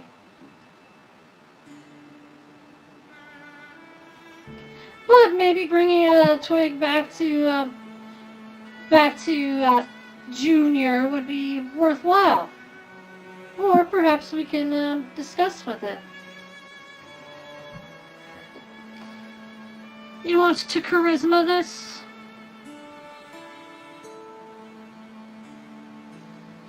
Alright, you're the only one in the stream at the moment, so let's do it. Mark Beld. A Mac Beld seeks a few heart-winning... Mark Beld seeks a few heart-winning words. Scarved in your mists, you enchant curious eyes. We're called here. Seems you could do a lot with your size and all. What keeps you strolling the world, all calm and silent? You know we're out here fighting. Good things. Creatures are dying. It very slightly tilts its massive head. Then an image flashes into their minds. Lands of long ago, the air aswirl with smoke and cinders. Silence. As the trees die, quake deep silence cracked with bark splits and sap spits and fire. Only one young sequoia outlasts the inferno.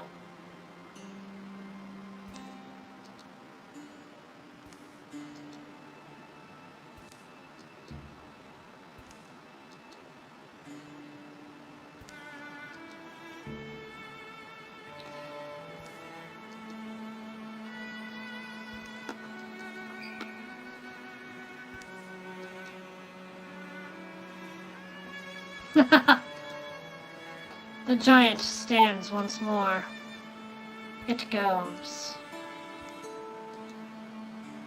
We're all wardens, gardeners, wishers for a better world.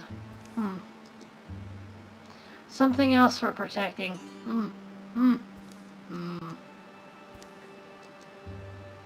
Legacy points, 4. That was awesome. But yeah, if you think about it, in our previous session where he got his firearm, we heard the story of the sky and the intrepid squirrel and how the sky set his forest on fire. I like to think that the Lord Evergreen survived that fire and has been around ever since, restoring it.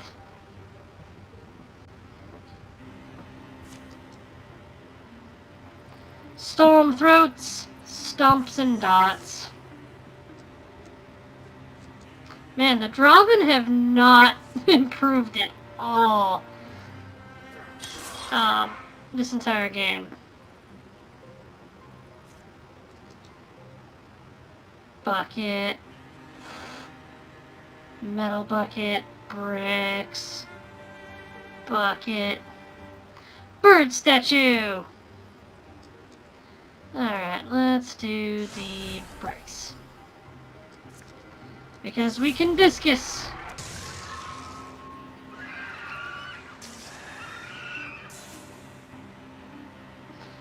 Wait, oh, I was like, wait a minute, that was a storm threat. And I was like, yeah, it was.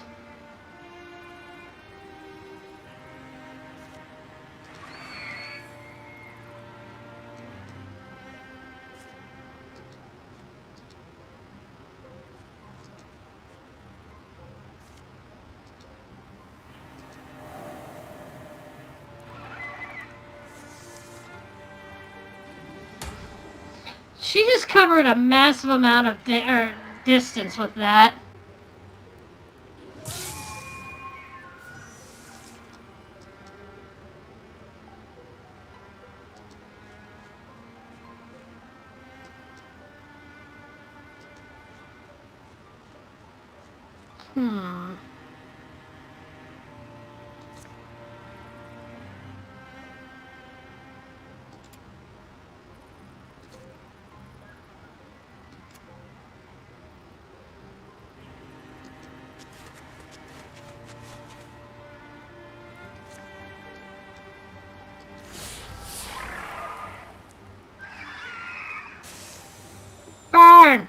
Coordinate.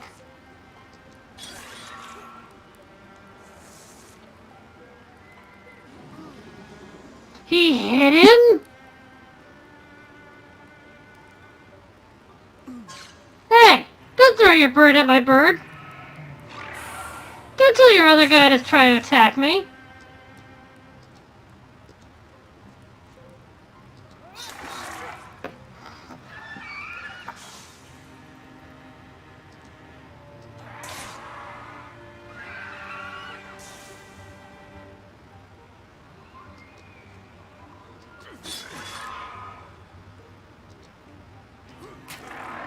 I'm gonna jab you hard with a wand.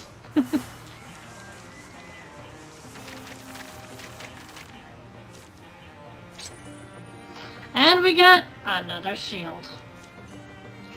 Well, okay. Remember how you wanted Drifty to get a shield? Drifty has a shield. Phew, glad that's over. You okay, MacBuild? You don't need to work on me, Fargus. I had it handled. But look, there's a building over here. Nice of the roof to have holes in it so we can look around. Hmm? Hey, come check this out. You found a dead body. Grats. No, I mean, yes, she's dead. But don't you see? Look at the shield. Company of the Dragon's Paw? Anybody? No? This is the shield of Jean. A whole lot of good it did her in the end. The Dragon Paw shield. An impressive shield that used to belong to an old folk hero. Take 1 less damage from non-flanking attacks. And grants bonus damage. We could give it to MacBuild. We could give it to Adgus. We could give it to Fargus. It would reduce his warding, though.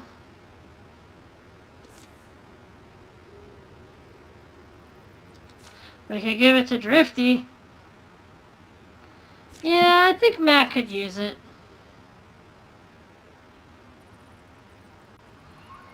Plus, that gives him bonus damage, which helps out his abilities, so yeah, why not?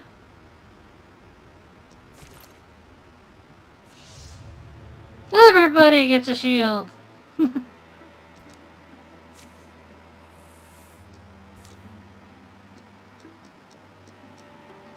Alright. Let's have them find an item.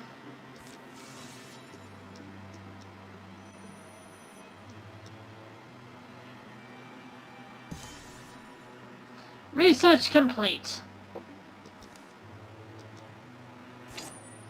And we got a gloom glass strap. Ooh! 6 chumps. Some chance. I guess.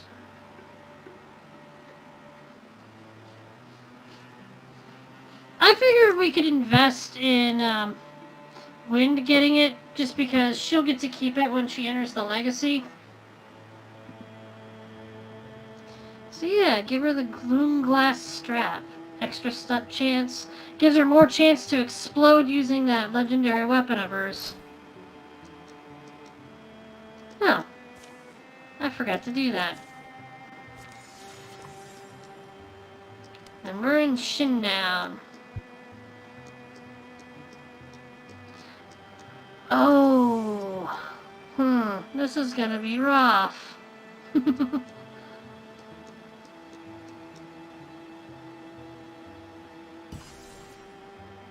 Research complete. Not exactly the most gripping part of the story, though. And, wow, another one. Okay.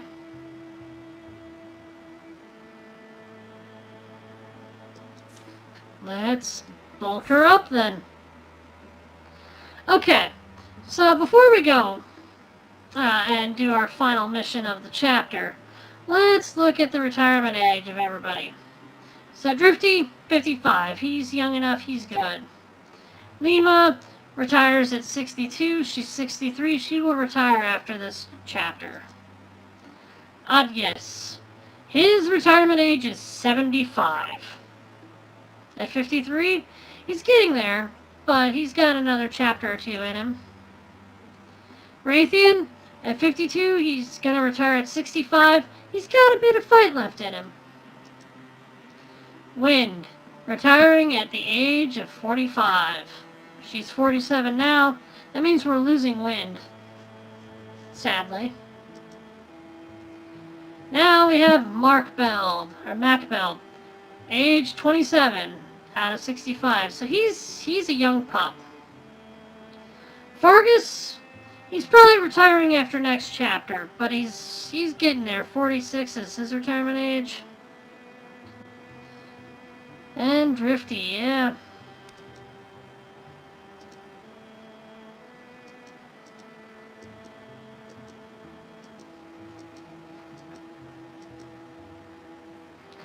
Okay then.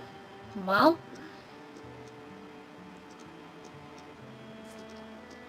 let's travel to Twindale Forge. Notice how the incursion is no longer advancing because we got rid of all infested tiles. Alright, we are at Shindown. The final showdown of of this chapter. Let's assault. And because we haven't seen much of certain characters because they got hurt. Lima. Wind. Well, Wind because she's retiring. Lima, same reason. Also, we haven't seen much of her this chapter. I'd guess. I don't think he was... No, he's been around.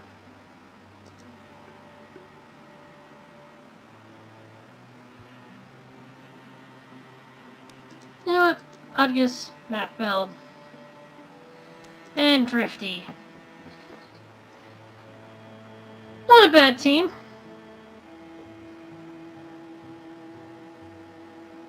Let's do this. Assault Twindale Forge. God. Oh, I have to unpause it. A hollow return. The light had begun melting back into the earth as they trudged through Shindown. Oh sure, after we bust our souls getting here, now you disappear? Wait a minute, isn't this around where Payne's Forge is?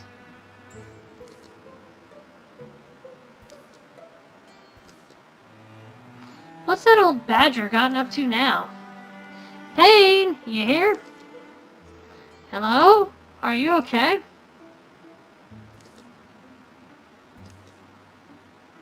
What do you think? You're asking me. No sign of him inside. Oh, my crunch. Unless he's working on the roof?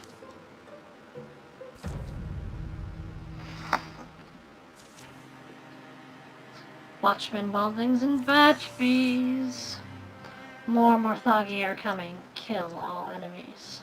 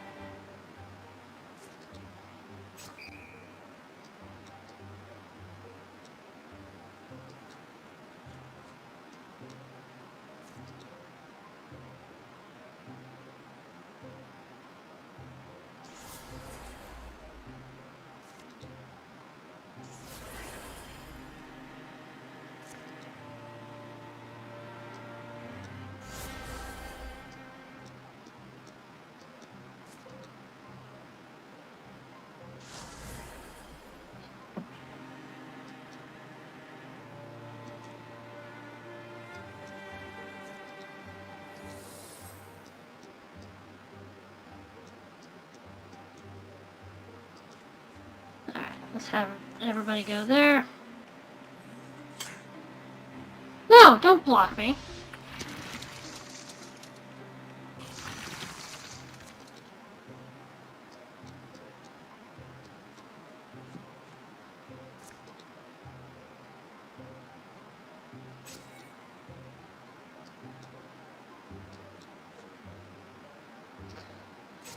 Alright, now we wait.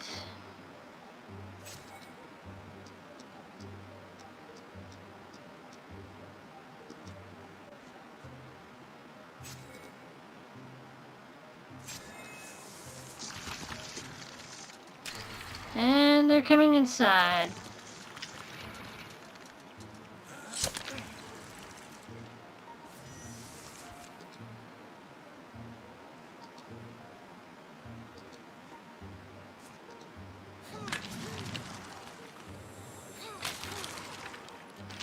There we go.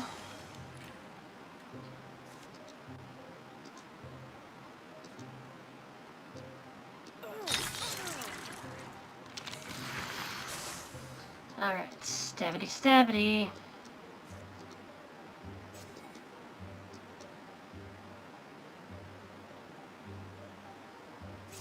Gotta wait for them to come to me.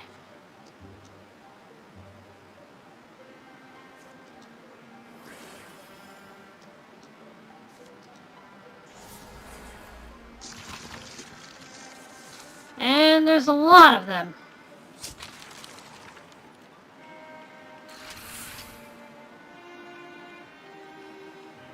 Not bad.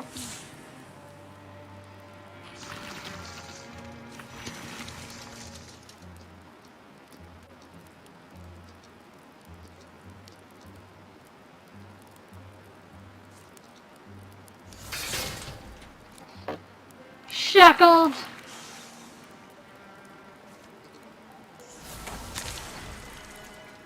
Nice. I stunted on that.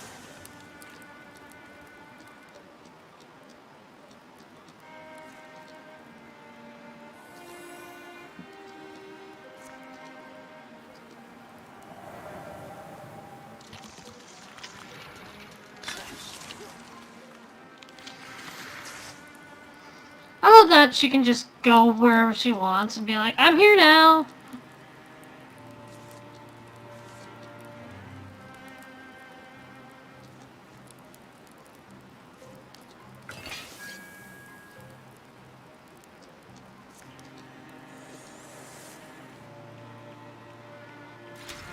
And here they come. Hey, now.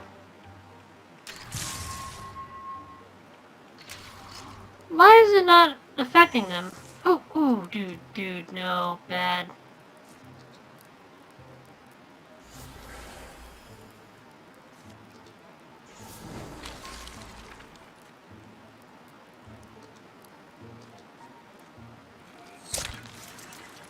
There we go.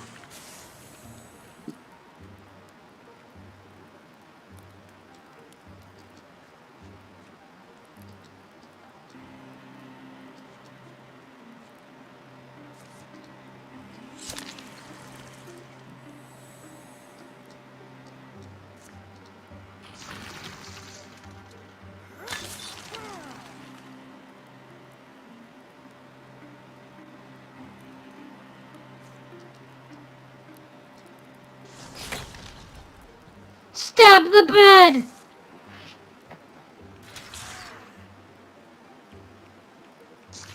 That shield really doesn't do much for her. Oh, no.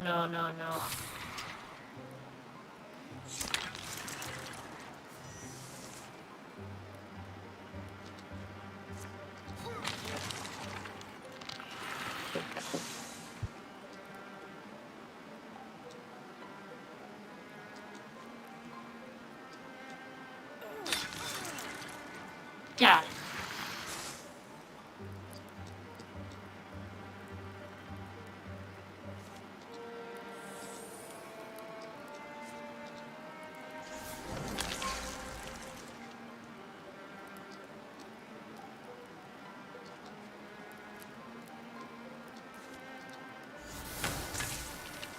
Burn!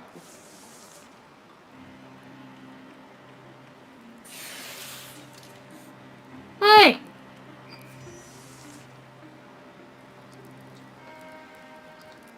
Did I say you could do that? No, I did not.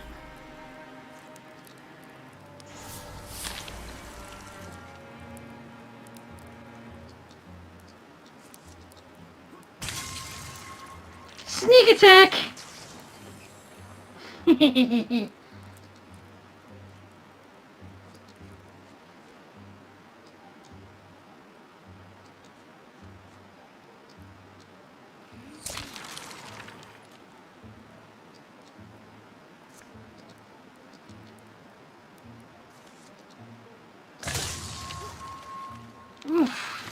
That axe really does do a lot more damage to Morthagi.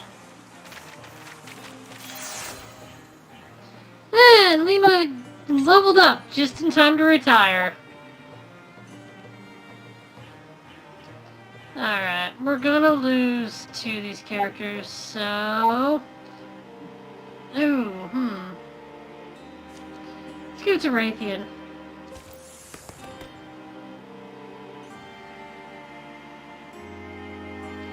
Alright, since she's going into,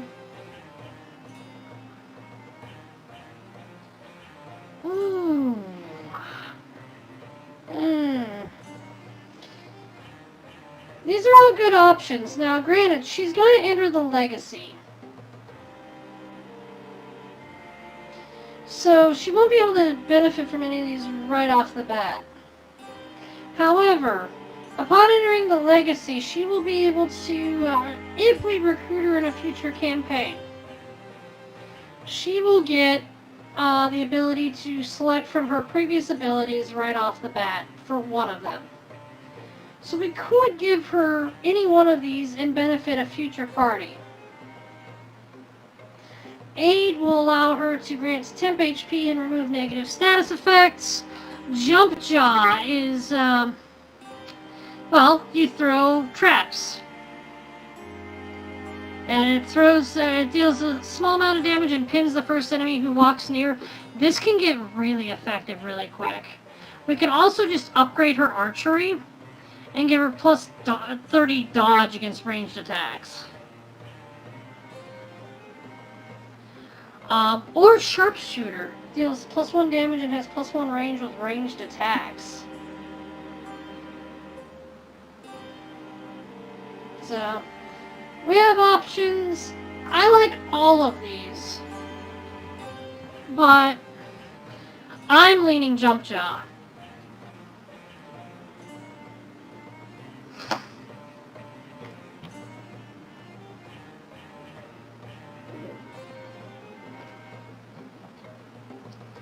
Alright, I'm not hearing any response, so I'm gonna go Jump Jaw. They patrolled the surrounding hills for 4 more days. There were no Morthagi sightings, but no sign of pain either. Maybe it's time to go home. If he comes back, it won't be at our convenience. Doesn't it bother you, though? All this nonsense, and now here we are entertaining the vultures with nothing to show for it. Not nothing. Imagine if we'd sailed off into the great sea at the first whiff of trouble. Come on, Lightwall isn't so far. What should we do when we get there? Collapse, probably. After that, who knows? I'm sure we'll come up with something. Your enemies improve their strategies after every fight. And 11 years of peace follow.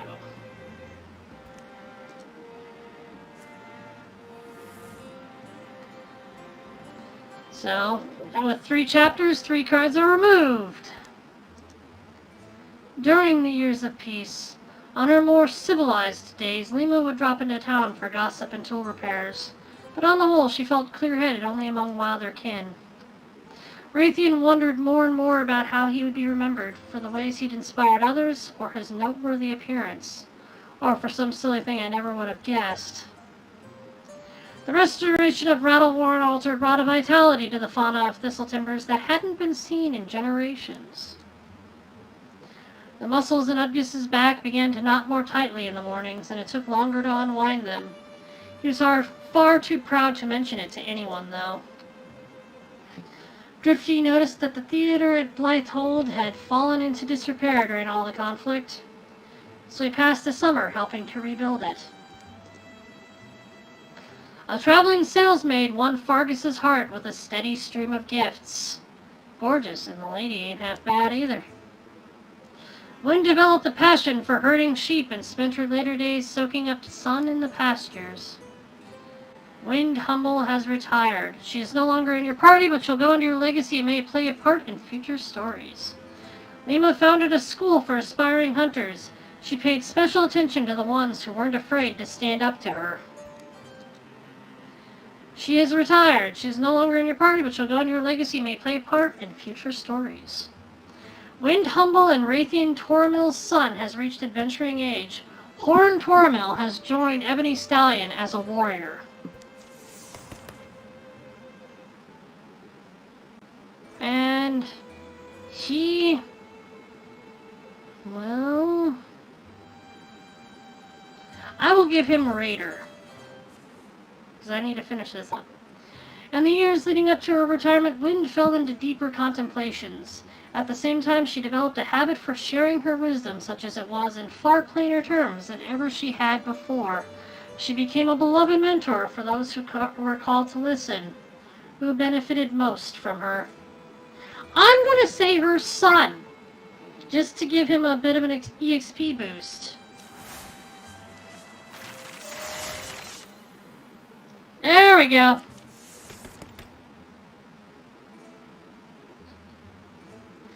One moment. I know we're finishing up, but I must step aside for a moment. I'll be quick.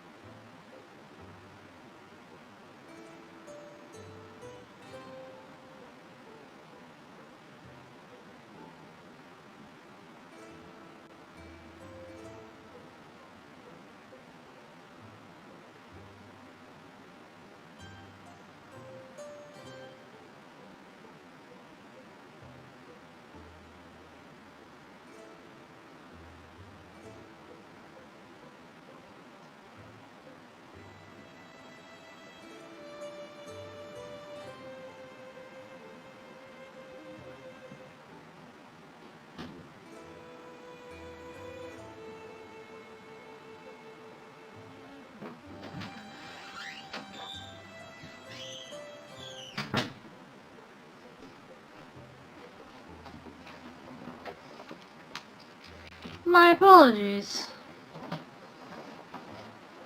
But I have returned. Alright, Untouchable. That is a very good skill to give him, and I like it. So we're going with it. In the years leading up to her retirement, Lima grew more reflective. She decided that whatever she knew that could be passed on, she'd gladly try. Gathering the less experienced of their number, her lessons were rough, good-natured, and true. Who benefited most? Mark Beld. It's the only choice other than Legacy. But yeah, he benefited a lot. We have options. We can give him Vigor Flow, Endurance, or Spirit Blade. When allies stand directly adjacent to an interfused object, they gain +1 damage. Interfused blazes can be used to grant nearby allies fiery attacks. I want to do this mainly because of the synergies it has with the rest of the party, particularly Raytheon. He no longer has the ability to do his Ember Arrows, but with Spirit Blade, he can still benefit from that. At least in a new way. Plus, Spirit Blade also works well off of inspiration from other party members. I think this gives him a nice little synergy with a lot of people, so this is what I want to do. Alternatively, Vigor Flow is the offensive version of Soul Splitting. So it would encourage him to keep doing the playstyle where he interfuses with as many objects as he can to both reduce damage to himself as well as to gain more damage against others. But that's more of a self buff than buffing everybody.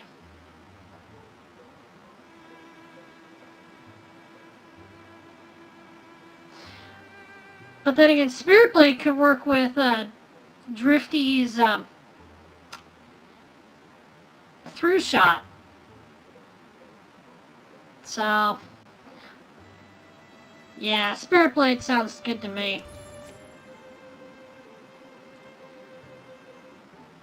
Speaking of, do we let his leg become a fiery leg of doom? It does reduce his speed by 0.1. But considering the rest of his speed, I don't think that's going to be a big issue. But it gives him better warding, which makes him even more tough to kill. So, I'm all for it.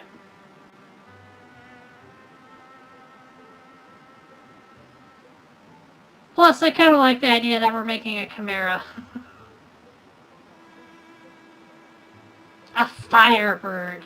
That's what he is. He's a phoenix. He's a firebird.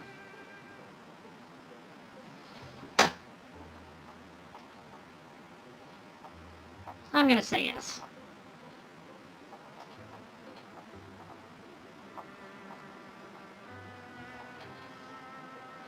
But yeah, let's look at Raytheon. He's getting on in years. He's 63 now. So he is probably going to retire at the end of this chapter. Sad but true. Ah, Quail. She went far too soon.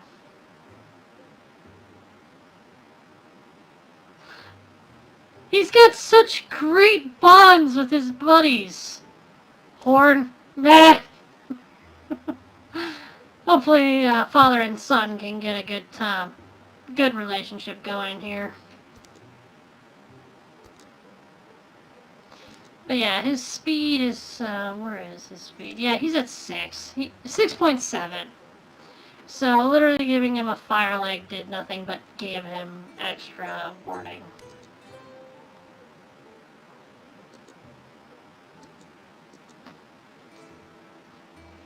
Okay.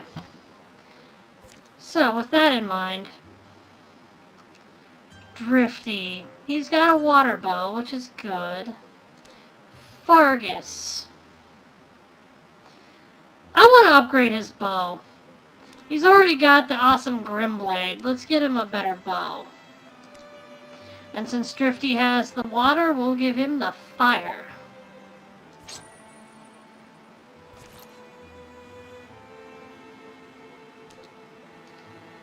Horn, he's got himself a Moonclaw of Shinmill. I say we let him have what he wants. Markbeld. He's got a wand. It is a regular wand.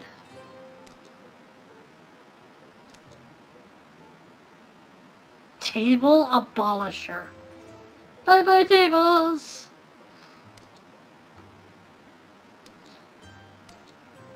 We can give him fire or Doom of the Bone.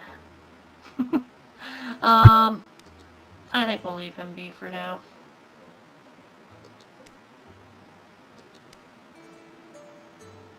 We could upgrade him to Heather Drab, though.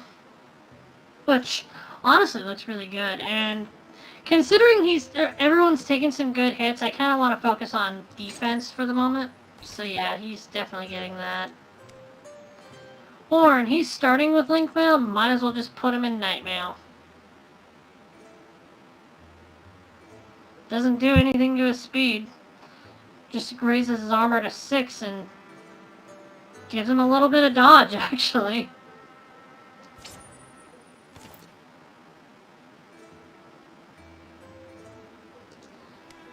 Vargas, on the other hand, yeah, we can give it to him too.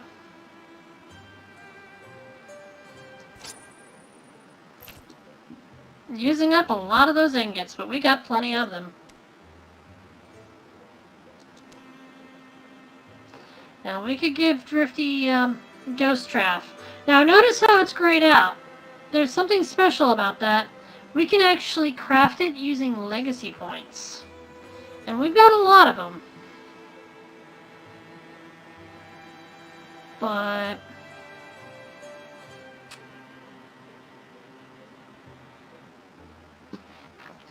yeah, we got 12. But if we spend 5 here, we might not have 5 later. And I know something I want to spend those 5 on. So let's look at August. Yeah, he's still in his Amber Gown. Let's see what it would look like with the other thing. Not bad. Okay, cool. I think we're going to save our materials for the future. Elio. Elio. Elio, it worked! No. You didn't. Please don't be afraid. There is no need to be afraid of your aim. You are not aim! Either we should be celebrating. I can make you a body too. And then we will find others. No! This is wrong!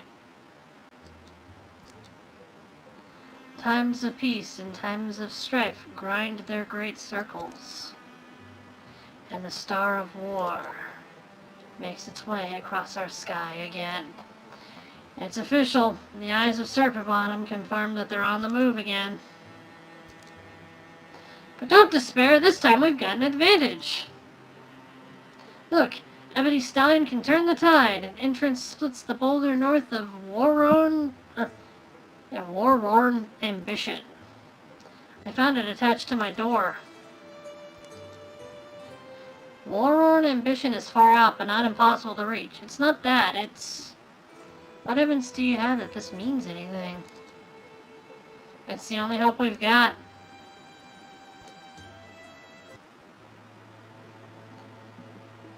And here we are! In Chapter 4, with people all over the place.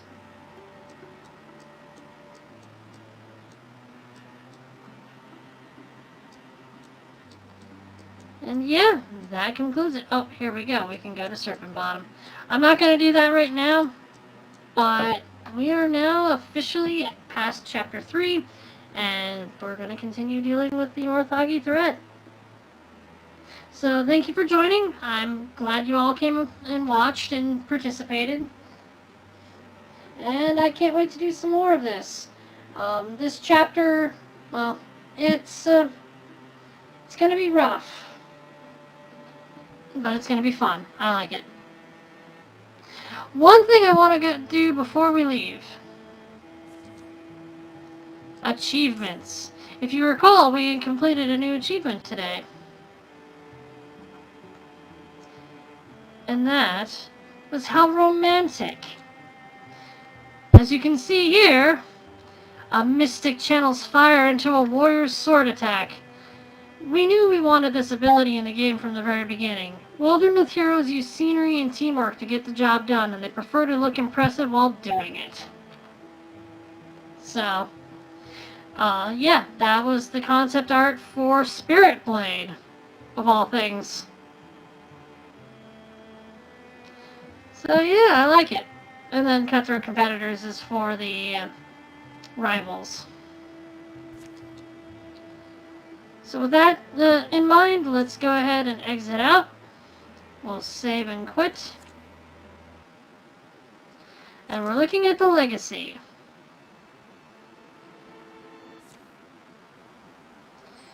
So, some of our characters aren't here yet. Some of them are, though. So, for some of you, you probably don't recognize all of these people. But someone is going to be making a new appearance, or at least I'm going to try to. I would like, in the next chapter, since we've lost a few characters, instead of recruiting someone fresh, we're going to recruit from Legacy. One of these intrepid heroes. Medsum Emerant, Zynyun, Drew Barsting, Evinian Whisper. Oh, what happened there?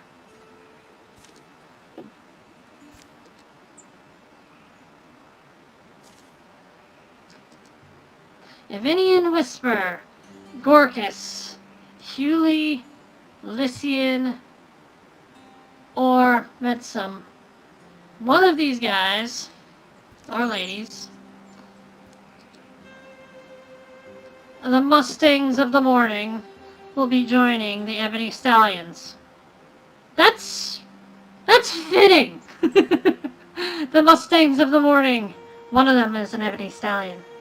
So, anyway, I hope to see you all soon, and we'll see what the game decides to allow us to recruit. Or who, rather. So again, thank you for joining, and have yourselves a nice night.